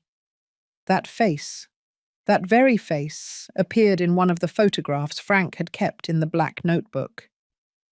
He was the young lawyer who, 30 years ago, had processed the original purchase of the lot where the house was built.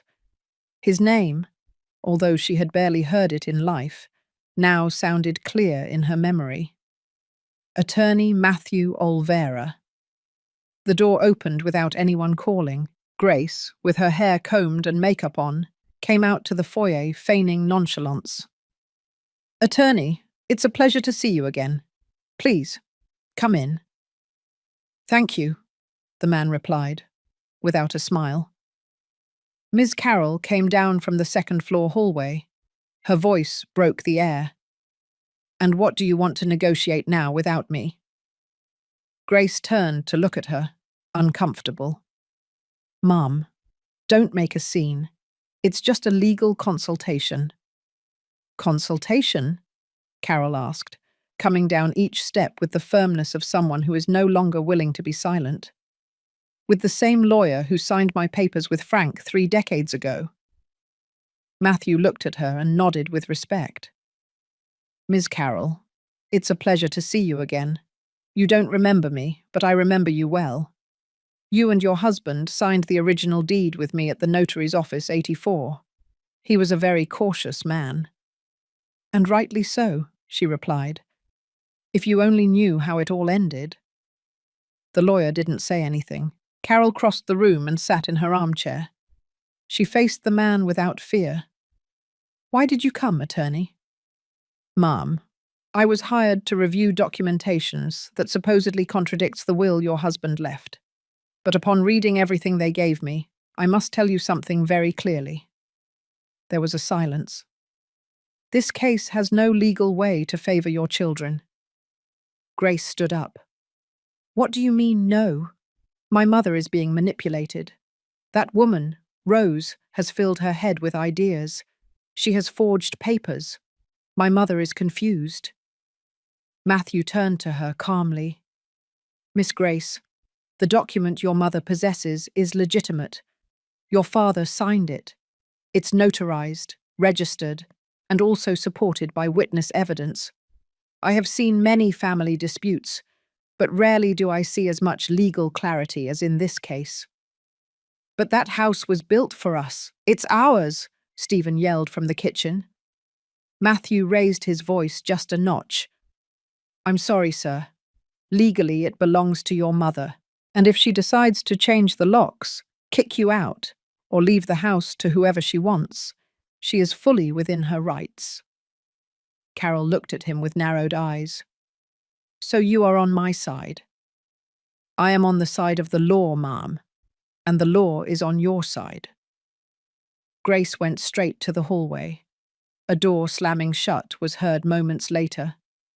Stephen remained there, with his arms crossed, his eyes filled with a rage he could no longer contain. Carol stood up.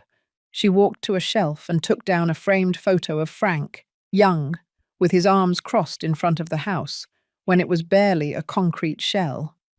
She showed it to Matthew. Do you know what hurts the most? That he saw it coming, that he anticipated it, that he wrote down everything that is happening today in his own hand, but I couldn't read it while he was alive. Matthew lowered his gaze. Your husband left me a letter before he died. He asked me only to deliver it if this house ever became a source of dispute. Carol stopped. A letter? Yes, I brought it with me. He took the envelope out of his briefcase. I know I should have given it to you sooner, but I hoped I would never have to. He handed her the envelope. She took it with hands that now truly trembled. She opened it. It was a short letter, written in a firm hand. If this paper is in Matthew's hands, it's because what I feared most came true. Carol, don't cry for them anymore. Don't seek their forgiveness if they never apologized to you. Don't beg for affection where there is no love left. This house is yours, as was my respect for you. Do with it what you want, but never let them take away what you built with your hands, your husband, Frank. Carol closed the envelope. She didn't say anything. It wasn't necessary. That same night, Rose went to see her. Carol told her everything, the visit, the letter, the lawyer's support. Rose hugged her. She cried for her. But then a noise interrupted that moment. A dry, loud, metallic bang came from the main gate. Carol and Rose ran to the door. And there, under the street lamp on the sidewalk, something was thrown. A black trash bag, open. And inside, the wet letter envelope, Frank's photos, and a torn notebook. Everything they had stolen. Now they were returning it like this, as if it were garbage. And next to the bag, a note written in red marker. You won with papers, but we haven't lost yet. Rose knelt down first. She took the black bag with both hands while Carol held the note. The paper was thick, like cheap cardboard, and smelled acrid from the freshly used red marker. The ink had bled through to the back. The message was clear, short, cowardly, but effective. You won with papers, but we haven't lost yet. Carol read the sentence 3 times. It didn't need a signature. It didn't need an explanation. She knew perfectly well where it came from. That was Stephen's handwriting. He had written that without a doubt. Not with his hand, perhaps, but with the twisted heart he had left. And Grace surely celebrated it in silence from her room. "This has gotten out of hand," Rose murmured, looking with pain at the wet photos, the torn corners, the notebook with the pages ripped out abruptly. "Carol, you can't let it go. They're not just insulting you. They're pushing you. They want you to snap. Yes, that's what they want. For me to react. For me to lose my temper. For me to yell so they can film me and say, 'Look how the lady is. She's no longer rational.' But I won't give it to them." "Then what are you going to do?" Carol didn't answer. She walked into the house without saying a single word, went up to Frank's room with the bag, and left it on the desk. Then she took out the letter that Attorney Olvera had given her, placed it on the nightstand, and lit a candle. She sat in the chair her husband used to occupy, and for a moment imagined his voice. "This is not for revenge, Carol. It's for you, so they don't keep silencing you, so you don't end your days begging for respect in your own house." That night, Stephen didn't return. Grace came down once, opened the pantry, took out a can of tuna, and locked herself away again. Tony appeared for a few minutes, asked Carol for an aspirin, and locked himself away again too. The atmosphere inside the house became a minefield. No one trusted anyone. The hallways tasted of tension, the doors of mistrust. At dawn, Carol got up with the first rays of the sun. She put water on to heat in the enamel pot, prepared coffee with cinnamon and brown sugar, cut hard bread into slices, and went out to the patio. She placed everything on the stone table that Frank had built next to the lemon tree. Rose arrived on time. She was carrying a plastic folder in her hand. "Ready?" "Ready," Carol said without hesitation. "Attorney Ramirez already filed the eviction request, but he told me that the ideal thing would be for you to make it public, before they accuse you of anything else." "Public?" "Yes, for you yourself to inform your children, with witnesses, with a lawyer present. Not for them to find out from a paper glued to the door. For them to find out face to face." "And what if they attack me?" "I'll be there. And the attorney too." "And what if they say I want to leave them homeless?" "You're not leaving them. They left on their own." Carol took a deep breath. "Then let's do it." That same afternoon, after lunch, Attorney Ramirez arrived at the house accompanied by an assistant. He carried a briefcase with the documents already signed by the court. The eviction was in process, and it was a matter of days. "But first," he said, "I want you, ma'am, to read this out loud to them. It must be clear that your decision is not a sudden one. It's for years of abandonment, abuse, and contempt." Carol took the sheet. It was a brief text, written with the heart but with legal advice. A letter of dignity, not of hatred. Grace and Stephen were called to the living room. Tony came down on his own. He sat in a corner without speaking. Rose was there, silent, but recording everything on her cell phone with Carol's permission. Carol stood up. Her voice was firm, her back straight. "I, Carol Baker, declare that this house is not for sale, is not in dispute, and belongs only to me, and that you, my children, no longer have any right over it, not by law, not by blood, but by your actions." Grace crossed her arms. Stephen gave the lawyer a sharp look. "This is a trap," he said. No, this is a consequence, Carol corrected, and she continued reading.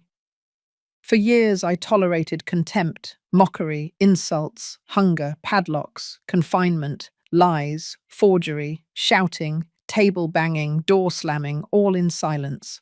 But today, with these documents, with the law on my side, and with a clean conscience, I tell you it's over. You have no right to this, Grace yelled, standing up. Frank would never do this. Frank wrote every word that stripped you of the right to call yourselves heirs, and you know it. Rose manipulated you, she insisted. You are no longer thinking clearly. Carol took a step closer. I am thinking so clearly that I finally realized that what you wanted from me was not love. It was the will. No one responded. You have 1 week to leave. If you don't, the judge will order it. But if you leave before then, without fighting any more, I will not expose you. I will not humiliate you. I will not show the videos, or the papers, or the letters. I will keep my dignity for myself, and I leave you a final opportunity to save yours. She turned around, went up the stairs, and before closing her bedroom door, she turned around just once. You didn't fail me because you were poor. You failed me because you were wicked. That night the house didn't sleep. Grace packed her suitcases secretly. Stephen made 2 calls, one to a private number, the other to someone who answered with a trembling voice.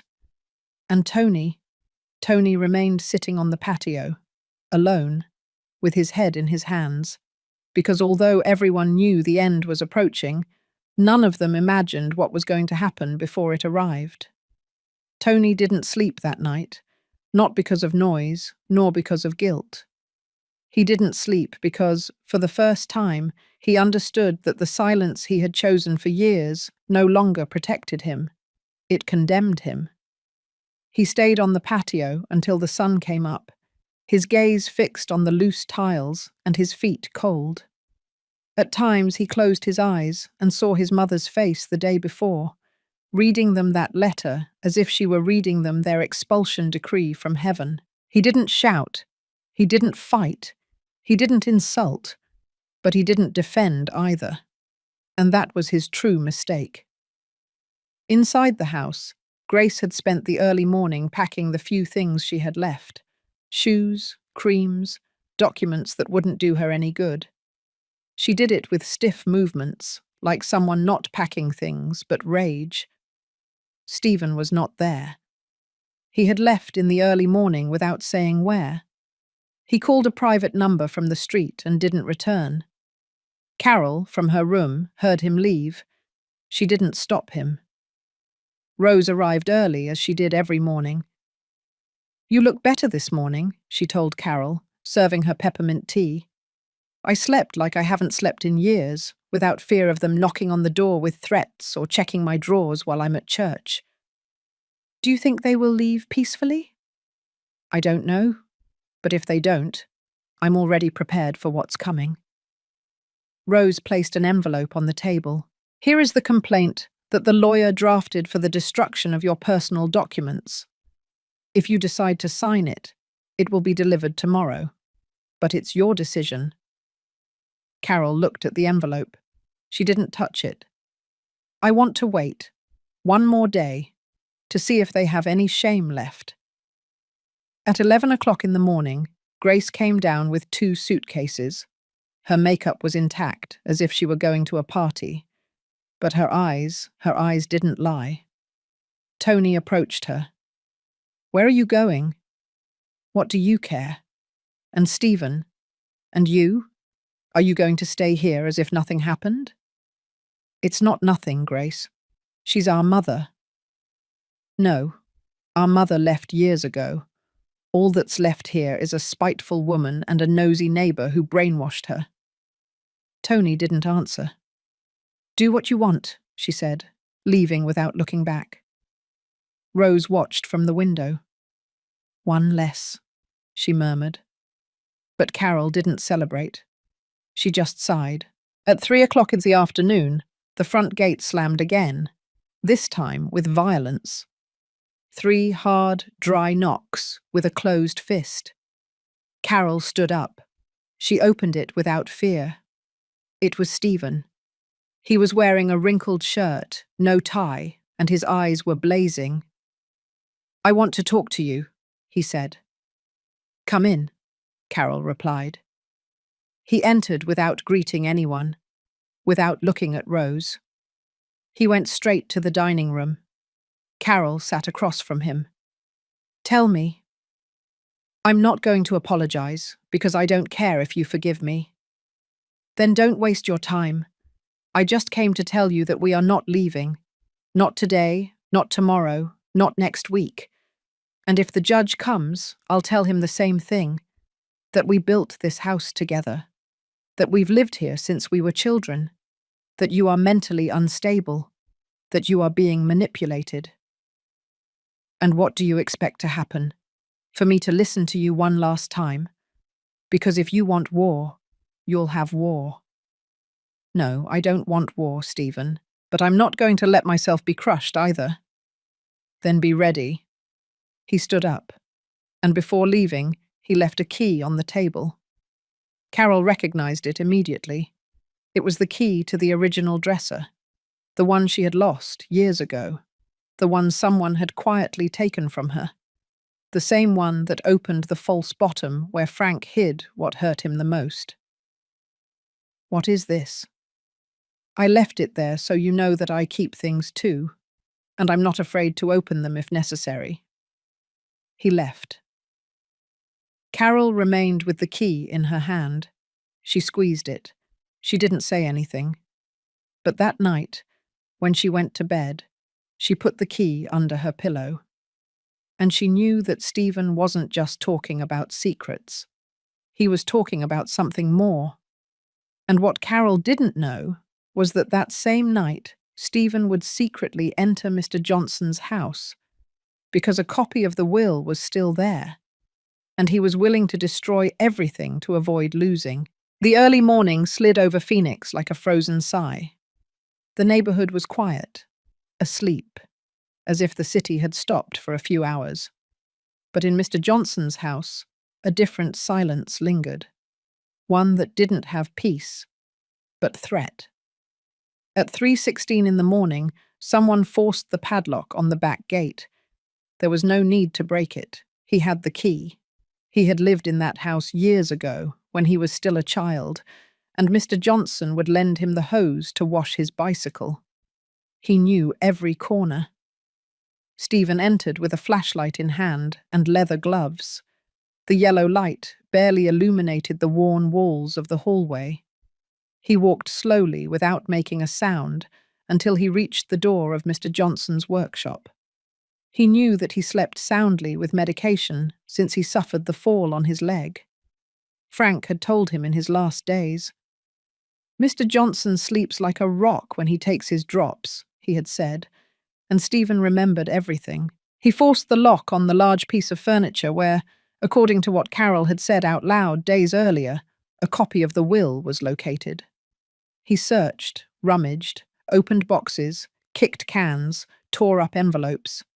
And there, in an old folded folder, with faded letters, he found what he feared most, but also what he needed, a legalized copy of the original will.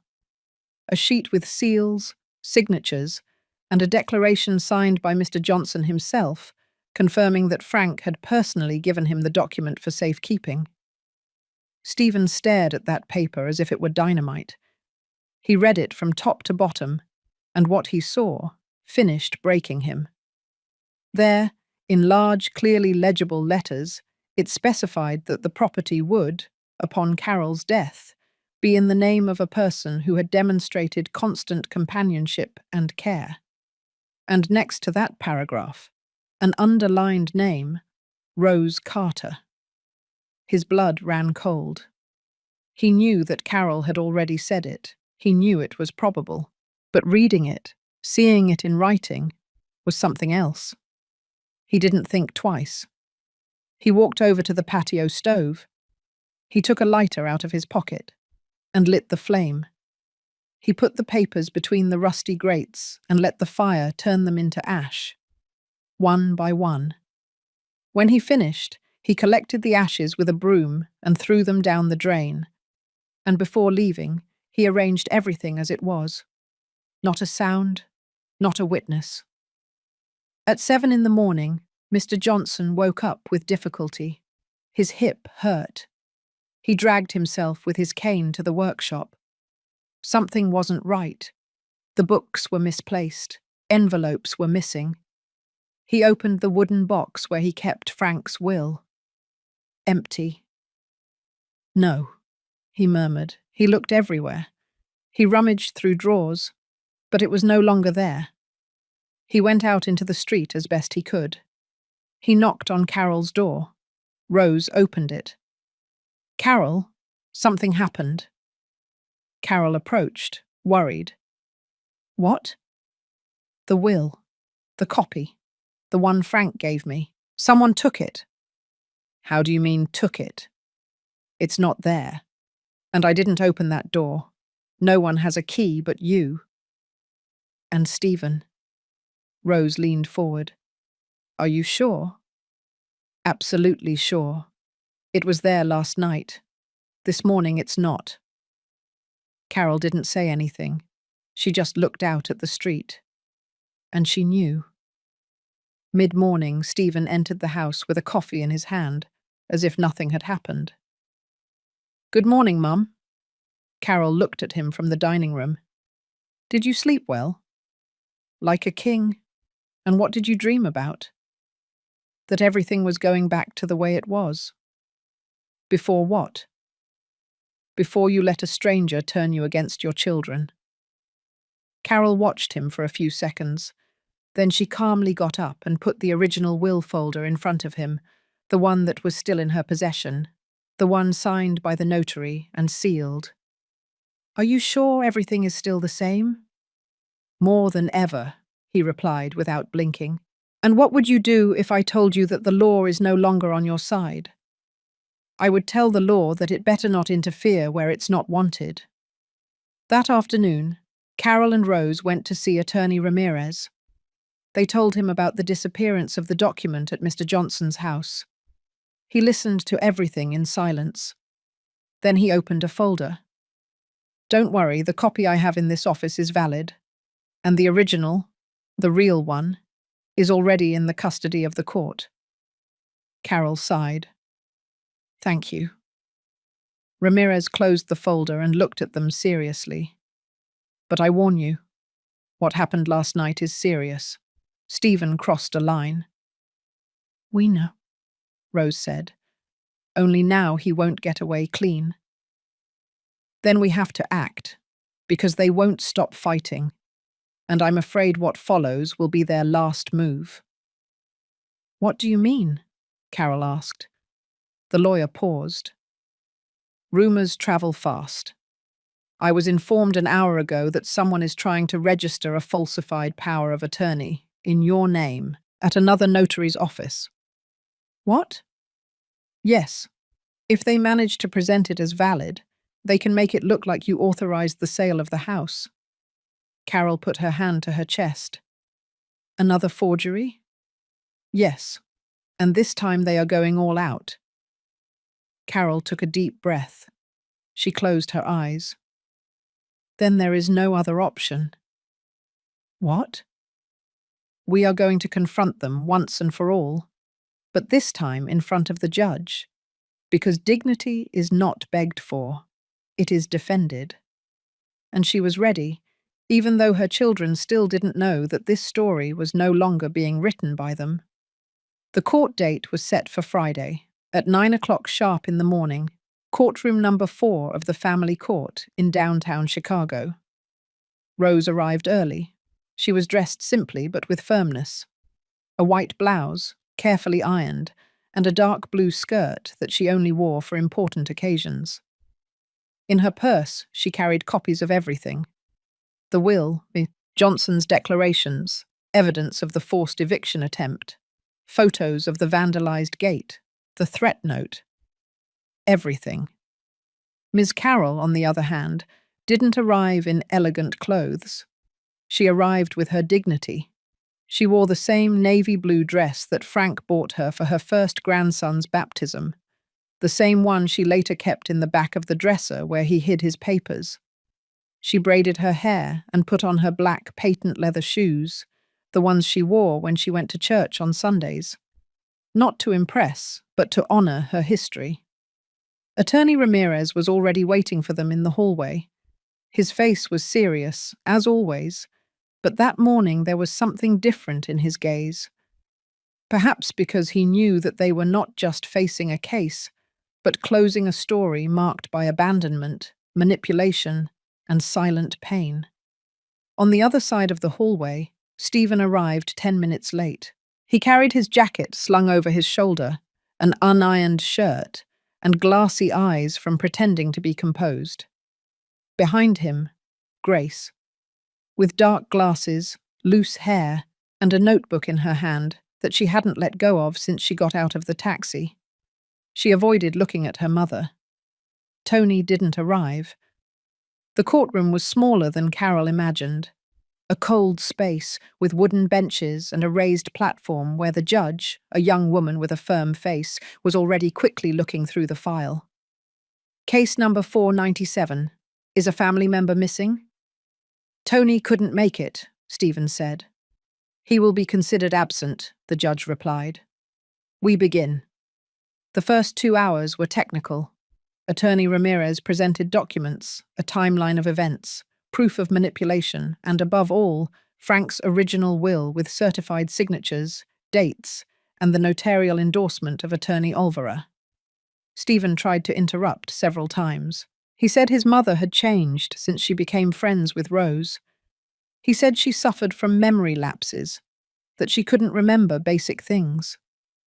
Grace declared that her mother was no longer the same, that someone was manipulating her, that she was confused, that everything that was happening was a family misunderstanding. But then Ramirez requested authorization to play a video. The judge agreed, and on the courtroom screen, the recording of the day Carol read the letter to her children was projected for everyone to see. The camera was fixed on her face, on her voice, on her contained trembling, on her firm gaze. She was heard without a single hesitation. Grace gripped the notebook in her hands. Stephen lowered his head. When the video ended, the judge remained silent. She flipped through the pages one more time. Then she addressed Carol. Ms. Carol, do you have anything to say? Carol slowly stood up. She walked to the microphone. I'm not going to say much, because I already said everything in my house. I just want you to listen to me as a mother, as a woman, and as a human being. She took a deep breath. They didn't hit me with their hands. They hit me with silence, with contempt, with hunger, with indifference. And when I tried to speak, they tried to lock me up. When I presented my papers, they called me crazy. When I defended what was mine, they threw my husband's photos in the trash. Her voice broke. I don't wish them ill, but I also don't want them near me.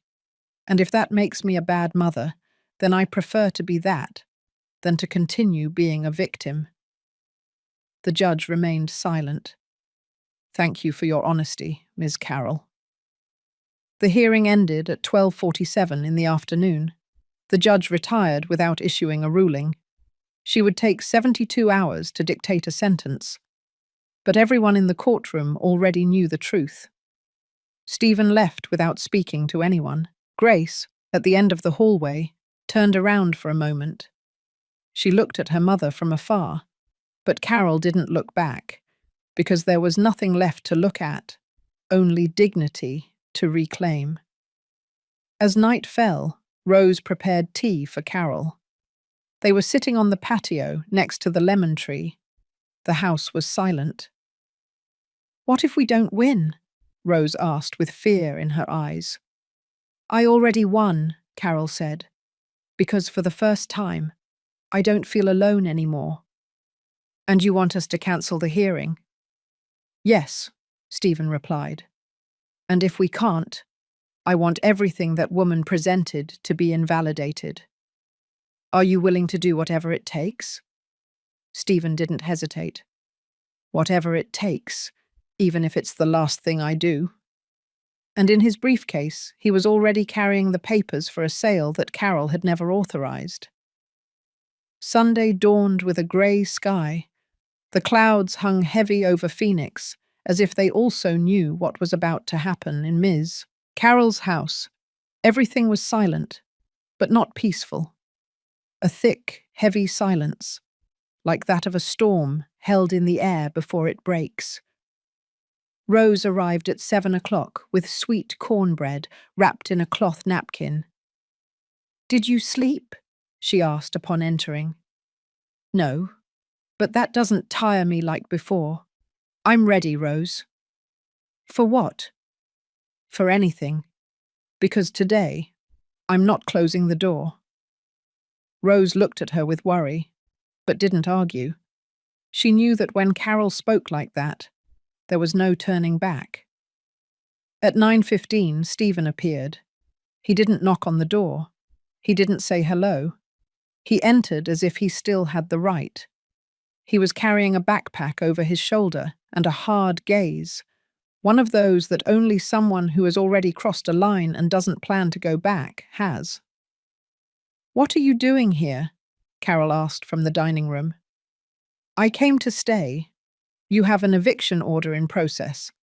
The final resolution hasn't come out, so legally I'm still your son, and this house is also mine." "No, this house was never yours, neither on paper nor in love." Stephen left the backpack in the entrance.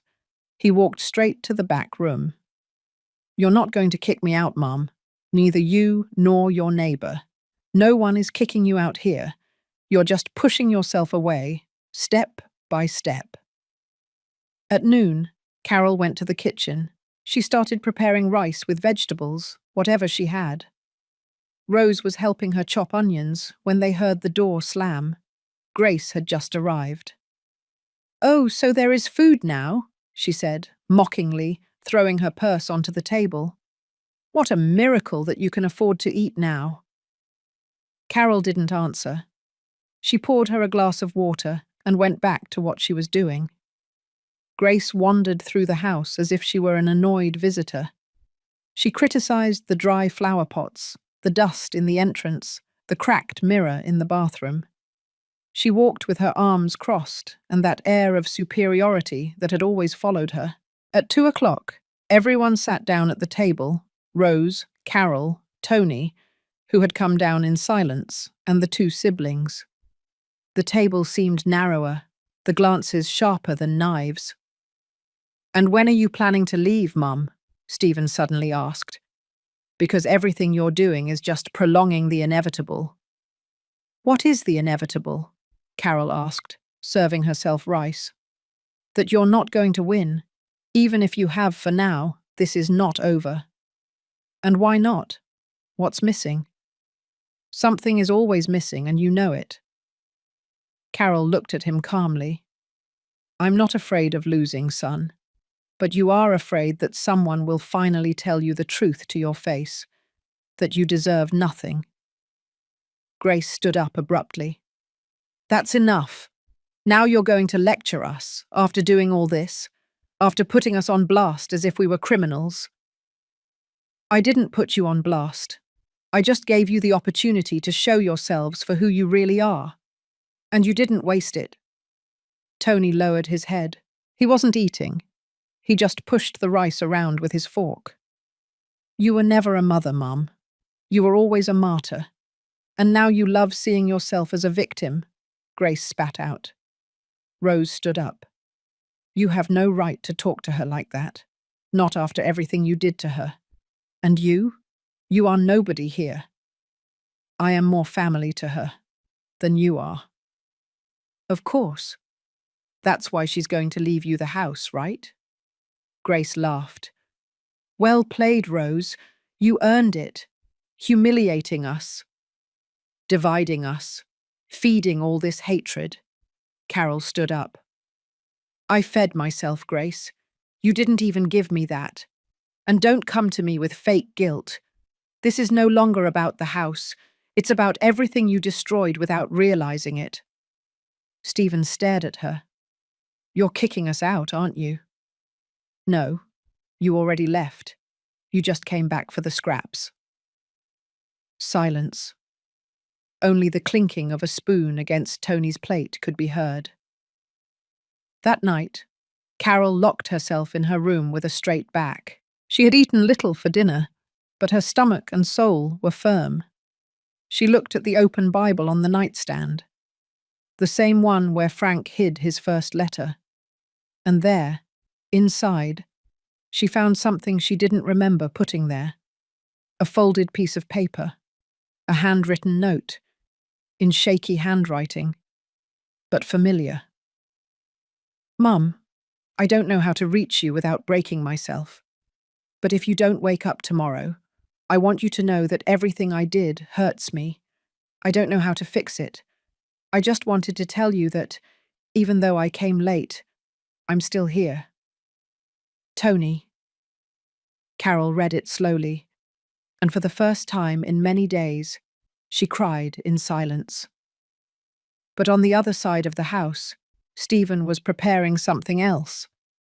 His lawyer had found a corrupt judge, one willing to register Carol's falsified signature as valid. And the next day, the house would legally appear in the hands of a phantom buyer. A man without a face, with dirty money and clear orders, to get Carol out, even if it meant violence. It dawned with a thick heat, the kind that gives no truce to the shadow or the soul. Ms. Carroll woke up before the rooster crowed. She had dreamed of Frank, not like other times, where he appeared young, smiling, and hard-working. This time she saw him serious. He spoke to her without a voice, from a bench in the park where they used to walk. Carol approached, but he only looked at her with sadness, as if trying to warn her of something she still didn't understand. When she opened her eyes, her forehead was soaked with sweat. She went out to the patio, watered the dry flower pots that she refused to throw away, and sat under the lemon tree. She was restless. Tony came down shortly after. His eyes were red, but not from lack of sleep. He had cried. Carol knew it. She felt it since the night before, when she read the note hidden between the pages of the Bible. She still hadn't said anything to him, but she didn't need to. "Do you want coffee?" he asked. "Only if it's with sugar, not with guilt." Tony managed a forced smile. "Then I'll make it now," he replied, lowering his gaze. At 10:40, an official notification arrived. A man from the court, in a beige vest and dark glasses, knocked on the door and handed over a sealed envelope. He didn't say another word. He just asked for a signature and left. Rose read it with Carol. "This doesn't make sense," she said, reading again. "It says here that, according to the property registry system, the deed of sale for the house has already been updated." "What?"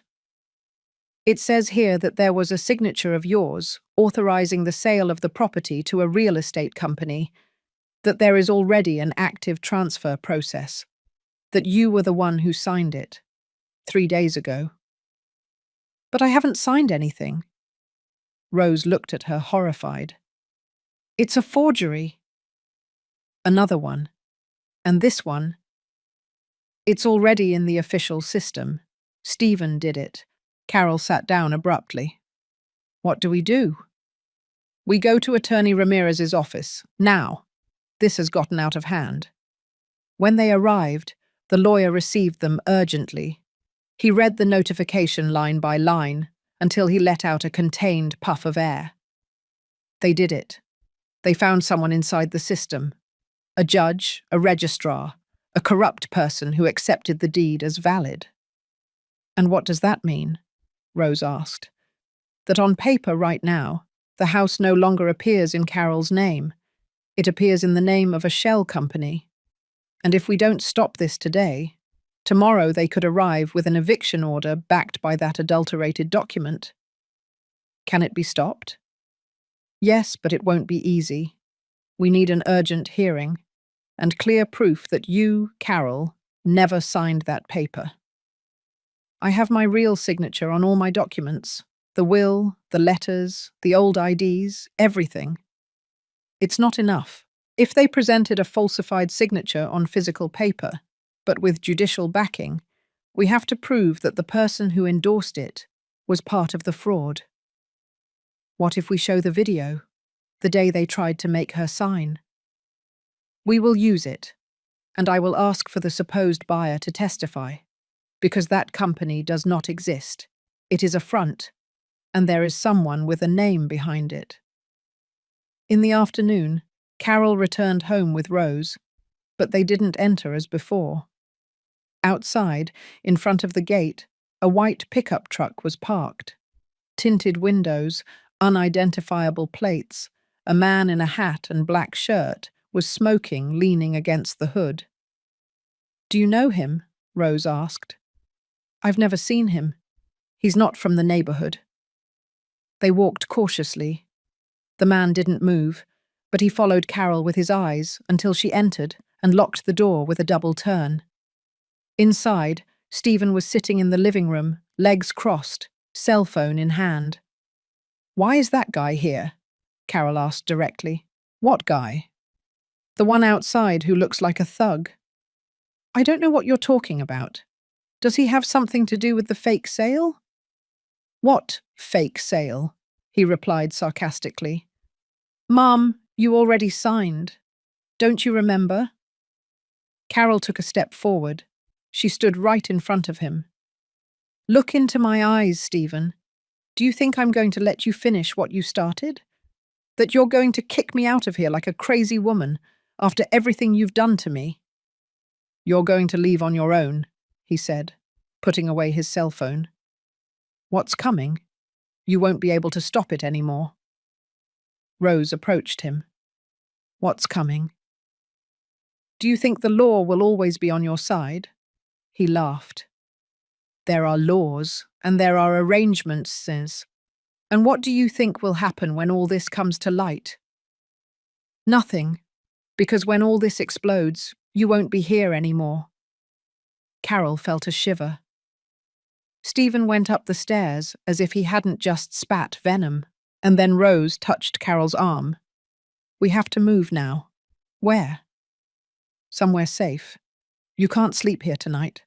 Not while he's willing to do anything." Carol pressed her lips together. She looked at the house, the walls, the photos hanging up, Frank's old armchair, the hallway lamp. Every corner was her life. "I'm not leaving. Carol, please, I'm not leaving. If they take me out, they will have to drag me. But I'm not leaving." Rose swallowed. "Then we both stay. But tonight we're going to barricade everything, and we're going to pray that justice arrives before them." But elsewhere, in the darkness of an unnamed office, a fake judge had already signed the final eviction order, and a bailiff had already been assigned to execute it. Monday, 8:30 in the morning, Rose checked for the 5th time that the door bolt was firm. She pushed it, pulled it, and then turned the iron bar 3 times. The front door was also secured. The back patio gate, reinforced with chains. The windows, closed with wood from the inside. The doorbell no longer rang. Carol had disconnected it 2 nights ago. Everything was tied up, sealed. But fear didn't understand padlocks. Carol, in the kitchen, stirred the oatmeal in silence. Her eyes were swollen, not from insomnia, but from what she already anticipated. She knew today was the day, that something would move, that something or someone was going to touch the house in a way she couldn't ignore. "Are you eating?" Rose asked, bringing her the plate closer. "I'm not hungry." "Didn't you even try?" Carol didn't answer. Her hands were on the plastic tablecloth with faded flowers. Her nails were broken, her veins exposed. It was a sad image, but also a firm one. The lawyer said we would know today if the corrupt judge managed to move something, Rose insisted. We shouldn't assume the worst. Maybe they won't dare. What if they're no longer afraid? Then the legal blow will hurt when it falls. And what if before the legal blow, they want to give me a physical one? Rose didn't know what to say. At 9:20, the first knock sounded. It wasn't on the door. It was on the gate. 3 times, with a metal object. It wasn't a doorbell. It was a warning. Carol stood up with difficulty. Rose caught up with her in the living room. They didn't open. "Who is it?" Carol asked in a loud voice from inside. Silence. And then a man spoke. It wasn't Stephen. It wasn't Tony. It wasn't any neighbour. "I'm here by court order to execute immediate eviction of the property for signed transfer of ownership. Sealed document. Bailiff with legal faculties." Rose felt her stomach drop. "There is no valid order. This property is protected," she replied from inside. "We are not here to debate. We have authorization to enter by force if you don't cooperate." "Then show the order," Carol yelled. "Through the slot. Legally, you must deliver it before entering." A second of silence. Then an envelope slipped under the door. Rose picked it up. She opened it. She read it quickly. It's fake. The judge's signature is digitally altered, and the file number doesn't even match. "And what if they enter anyway?" Carol whispered. "Then let them enter. But you stay behind me." Then, from the street, another voice shouted, "Rose, Miss Carol!" It was Tony's voice. They both approached the window. Tony was running on the sidewalk, agitated, phone in hand. "Don't open! Don't let them in! The lawyer already filed the criminal complaint against the judge and the fake real estate company. The emergency suspension is already active." Carol shouted to the fake bailiff from inside. "You've already been reported. If you cross that door, you'll end up handcuffed." Silence returned. And then footsteps. 1, 2, 3. The white pickup truck started up at full speed and left without further ado. Carol didn't move. She stood next to the door, her forehead sweating, her legs trembling, but standing. "Did they leave?" Rose asked. "This time?" "Yes." "And next time?" "Next time, they won't knock on the door. They'll use other hands." That night, the whole neighborhood was talking. Neighbors who pretended not to see now peered from their windows. Others crossed the sidewalk with quick steps. And some, like Ms. Pat from the store, approached only to say in a low voice, "Be careful, Carol, because when justice doesn't serve them, there are those who use other kinds of people." And Carol understood. What was coming was not legal. It was personal. And the personal sometimes arrives with a covered face, and other times with the very face of your own son. The next day dawned with the tense calm that can only exist when danger has already knocked on the door, and it still doesn't know if it will return. Carol opened her bedroom window carefully. Outside, the air was thick, windless. Even the neighborhood dogs weren't barking. It was as if the whole neighborhood was holding its breath. Rose was sleeping in the guest room. She didn't want to leave that night. She insisted on staying, and Carol didn't argue with her. Something inside her told her she shouldn't be alone, and she was silently grateful. Breakfast was silent, but with a taste of resistance. French toast, cinnamon coffee, and refried beans, like the ones Frank used to prepare when he wanted to cheer her up after a difficult week. Carol ate slowly, Rose with her eyes wide open as if waiting for a sign of something she still didn't understand. "They won't come today," Carol said suddenly. "Why are you so sure?" "Because last night they already lost. What did they lose? Fear. And when someone loses fear, all that's left is desperation. And desperation, Rose, doesn't think. It just acts. At 10:15, Carol was checking an old box of memories that she had kept under the bed. Inside, she found something she didn't expect. A broken, hard-cover planner. On the first page, written in blue ink, it said, Frank Baker, 1991. Only for what should not be forgotten. She flipped through the pages. They were full of notes, payments, phone numbers, homemade recipes. But in the middle, a sheet folded several times was hidden between 2 pages. She unfolded it with trembling hands. It was a letter, but it was not addressed to her. It was addressed to Stephen. Son, I know you won't understand this today, but I want you to know something I never dared to tell you face to face. The land where we built the house was not a gift. It was not an inheritance. It was a loan that was given to us with one condition, that it would never be sold, that it would stay in the family. And you showed ambition from a young age, not to build, but to own. I saw it when you were 14 and you hid the deeds in the closet. I saw it when you cried, not because of the scolding, but because you couldn't change your name on the papers. Son, I failed you as a father by not correcting you in time, but I will not leave you the house, because I would not leave anyone an inheritance that they will only use to erase me. Carol felt a lump in her throat. It was the first time she had seen Frank write with such clarity, without detours, without embellishments, as if he already knew he wouldn't be there to say it out loud. What is that? Rose asked from the doorway. Carol handed her the sheet. Rose read it in silence. Did Stephen know this?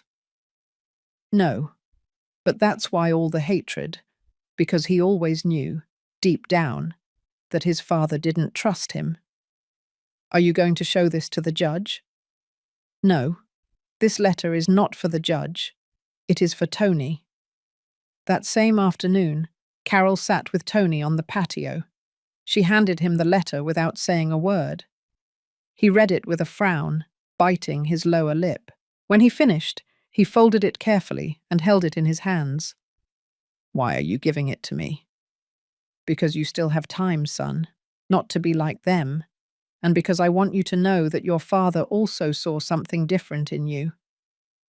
You were silent a lot, but you didn't destroy. Tony pressed the sheet against his chest. His eyes filled with tears. I didn't know how to help you, Mum. And I didn't know how to ask, son. They hugged. They cried.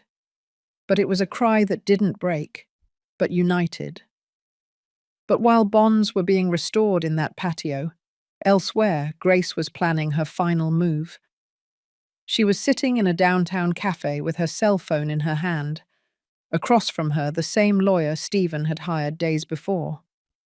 So there's no longer any way to annul the will? No.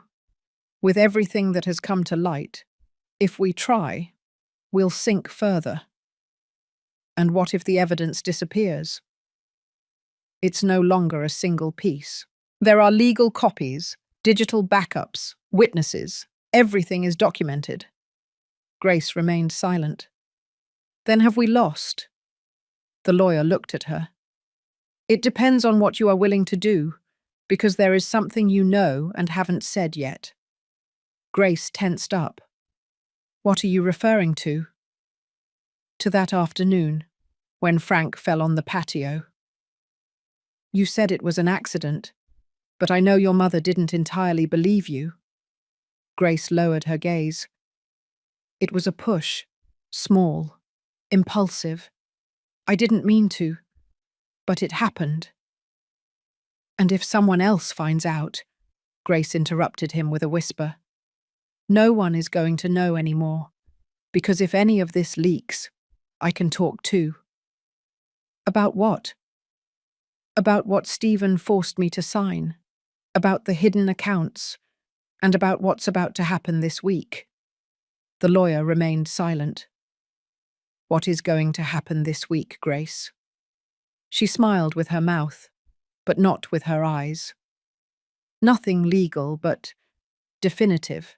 And that same night, in an office on the outskirts of Phoenix, a sheet was signed by a buyer with a false identity, and Ms. Carroll's name was removed from the system for the last time, at least for a few hours. Wednesday dawned as if nothing had happened. The trucks sounded the same, the church bells continued to mark the hour, and the neighbours swept their sidewalks with palm brooms as they did every morning. But inside Ms. Carroll's house, it was not an ordinary day. It was the day Rose had waited for in silence, the day Carol had imagined on so many sleepless nights, and the day Stephen and Grace failed to stop because they believed they still had time. At 9:15, a grey car with the logos of the State Judicial Branch of Arizona parked in front of the house. Two men got out with folders in their hands, one of them with glasses hanging from his neck, and an attitude that left no room for doubt. What they brought was not a notice, it was execution. "Attorney Ramirez?" the taller one asked upon reaching the foyer. "Present," the lawyer replied from the other side.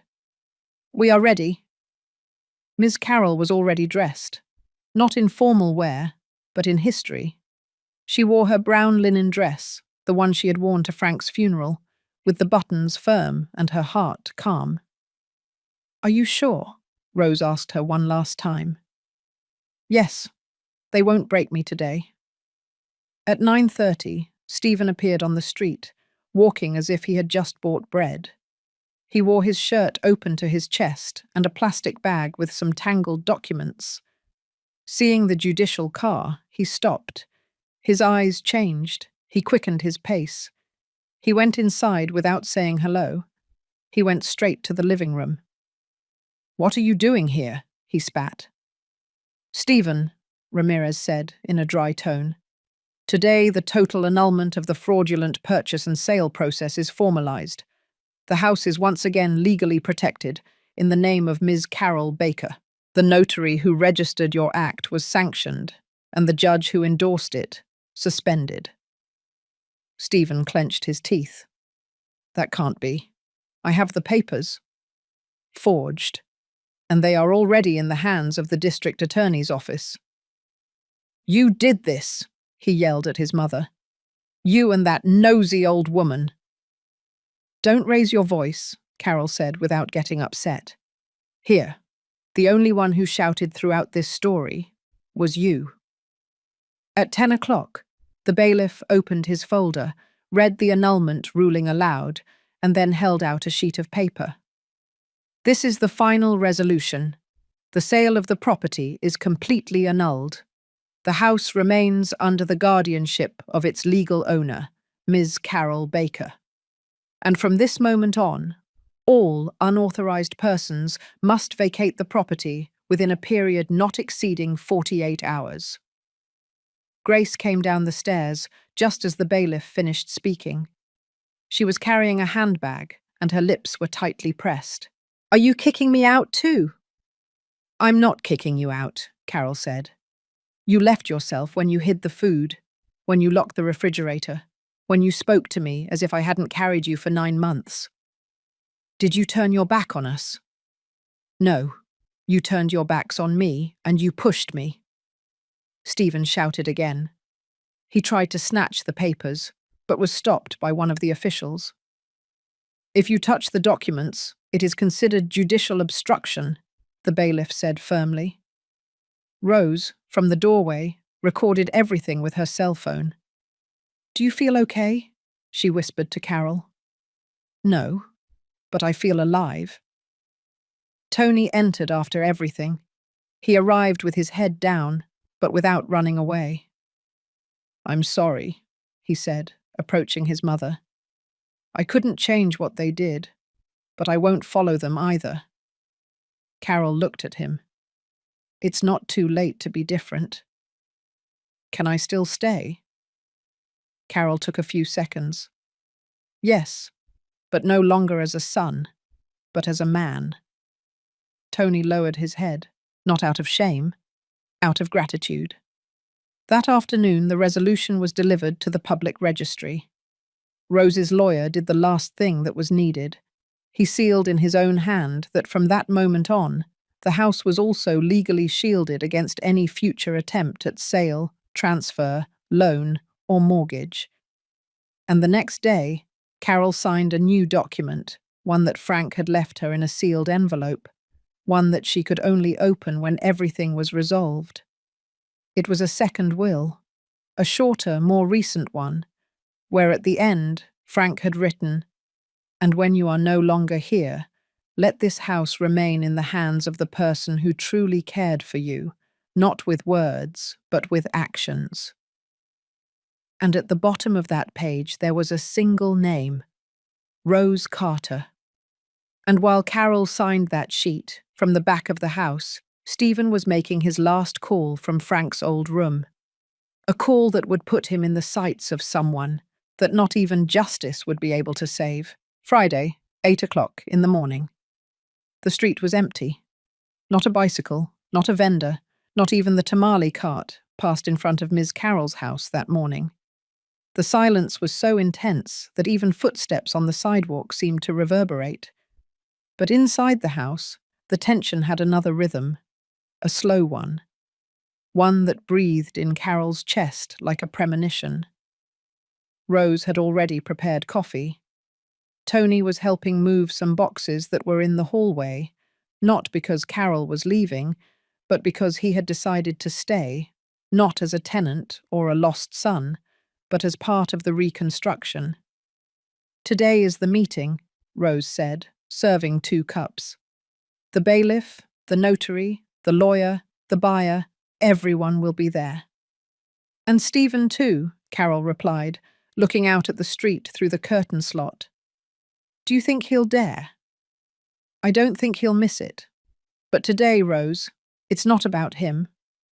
At 10 o'clock, they arrived at the registry office. The office was large, with marble floors and a suited receptionist. The signing room had a long wooden table with padded chairs and a hanging lamp in the center.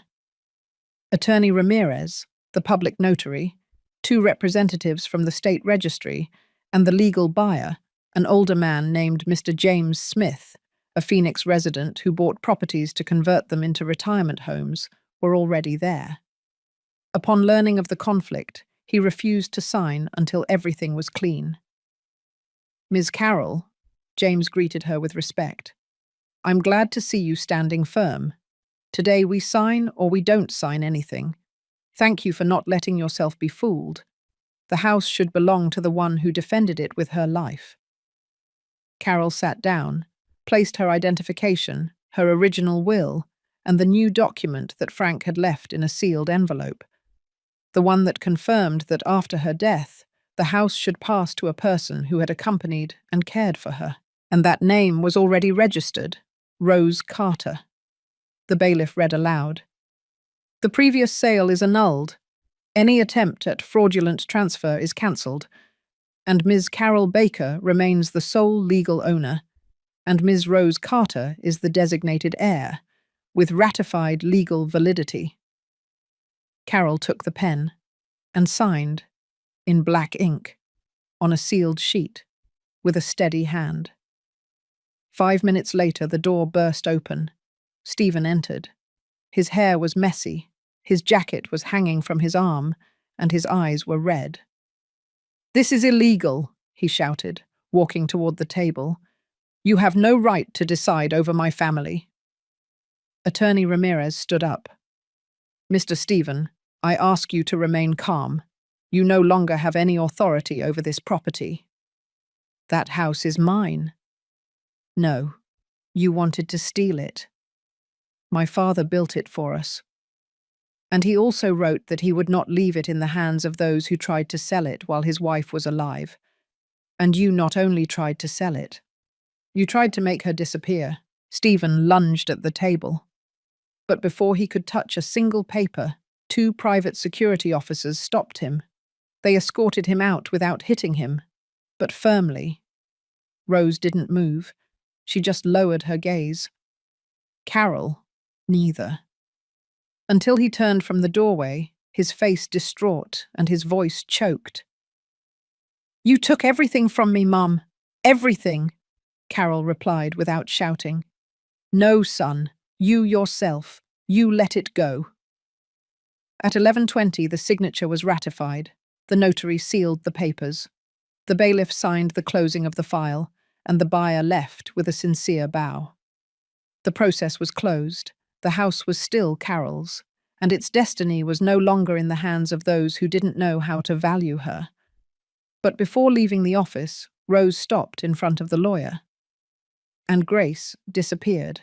She changed her number. She didn't appear for the summons. She hasn't answered any official notifications. And Stephen? He is under investigation for forgery, document fraud, and identity theft. Carol took a deep breath. Finally. The air entered her chest clean. "Let's go home, Rose." "Are you sure?" "Yes, today. I want to sweep the patio." But what neither of them knew was that while they were returning with their heads held high, someone else was following them at a distance. From a motorcycle, with a helmet on and a clear instruction. She already signed. Now take care of the rest. That same afternoon, when they returned from the registry office with the final sealed documents, Ms. Carroll asked for something simple. "I want to sit outside in front of the lemon tree." Rose placed an old wooden bench in the shade, the same one Frank had made with his own hands. Carol walked slowly, in her flat sandals and her linen dress. The sun touched her face gently. Her eyes, although marked by the years, shone with a peace that hadn't been seen in a long time. "I never thought this day would come," Carol said, looking at the green branches of the tree. "But it did," Rose replied, "and no one can take it away from you." Tony came out with a tray, 2 glasses of iced water, and some cookies he had gone to buy with his own savings. He sat next to his mother, in silence, like a child who understands that no words can heal, but presence can reconcile. "Thank you for not letting go of me," he said. "You never left completely, son." The house was calm. For the first time in years, Stephen and Grace were forced to vacate the property under judicial custody. The sale was completely annulled, the corrupt judge was dismissed, and the fake real estate company was closed for fraud. Neither of them knocked on the door again. Days later, Carol called a locksmith, changed the locks, but not to close the house to others, but to open it to a new stage. "This house is not big," she told Rose, "but it has more history than square footage, and you are no longer carrying it alone." Carol decided to write a letter. She left it inside the Bible next to Frank's portrait. "To whoever reads this, this house was made with sweat. But more than bricks, it was built with love. I didn't win a war. I just recovered what I should never have lost. And if fear ever knocks on your door, don't let it find you silent, because there are battles that are won without raising your voice, with dignity, with memory, with truth." And so, sitting under the lemon tree, Carol looked up. "You know, Frank, you didn't give me gold, but you gave me your word, and that saved me." Rose sat down next to her. "Do you want me to put on some music?" "No, just stay, just like this, quietly. And if you, who are listening to this story, made it this far, I invite you to stay a little longer, because if this story touched your heart, help us continue telling many more. Subscribe to the channel, like this video, hit the notification bell so you don't miss what's coming. And if you want to directly support this project and keep this space of stories alive, you can leave a super thanks below. Everything counts, everything helps. And since you made it to the end, write the word dignity in the comments so I know that you also stayed until the very last silence. Thank you for joining me. See you in the next story.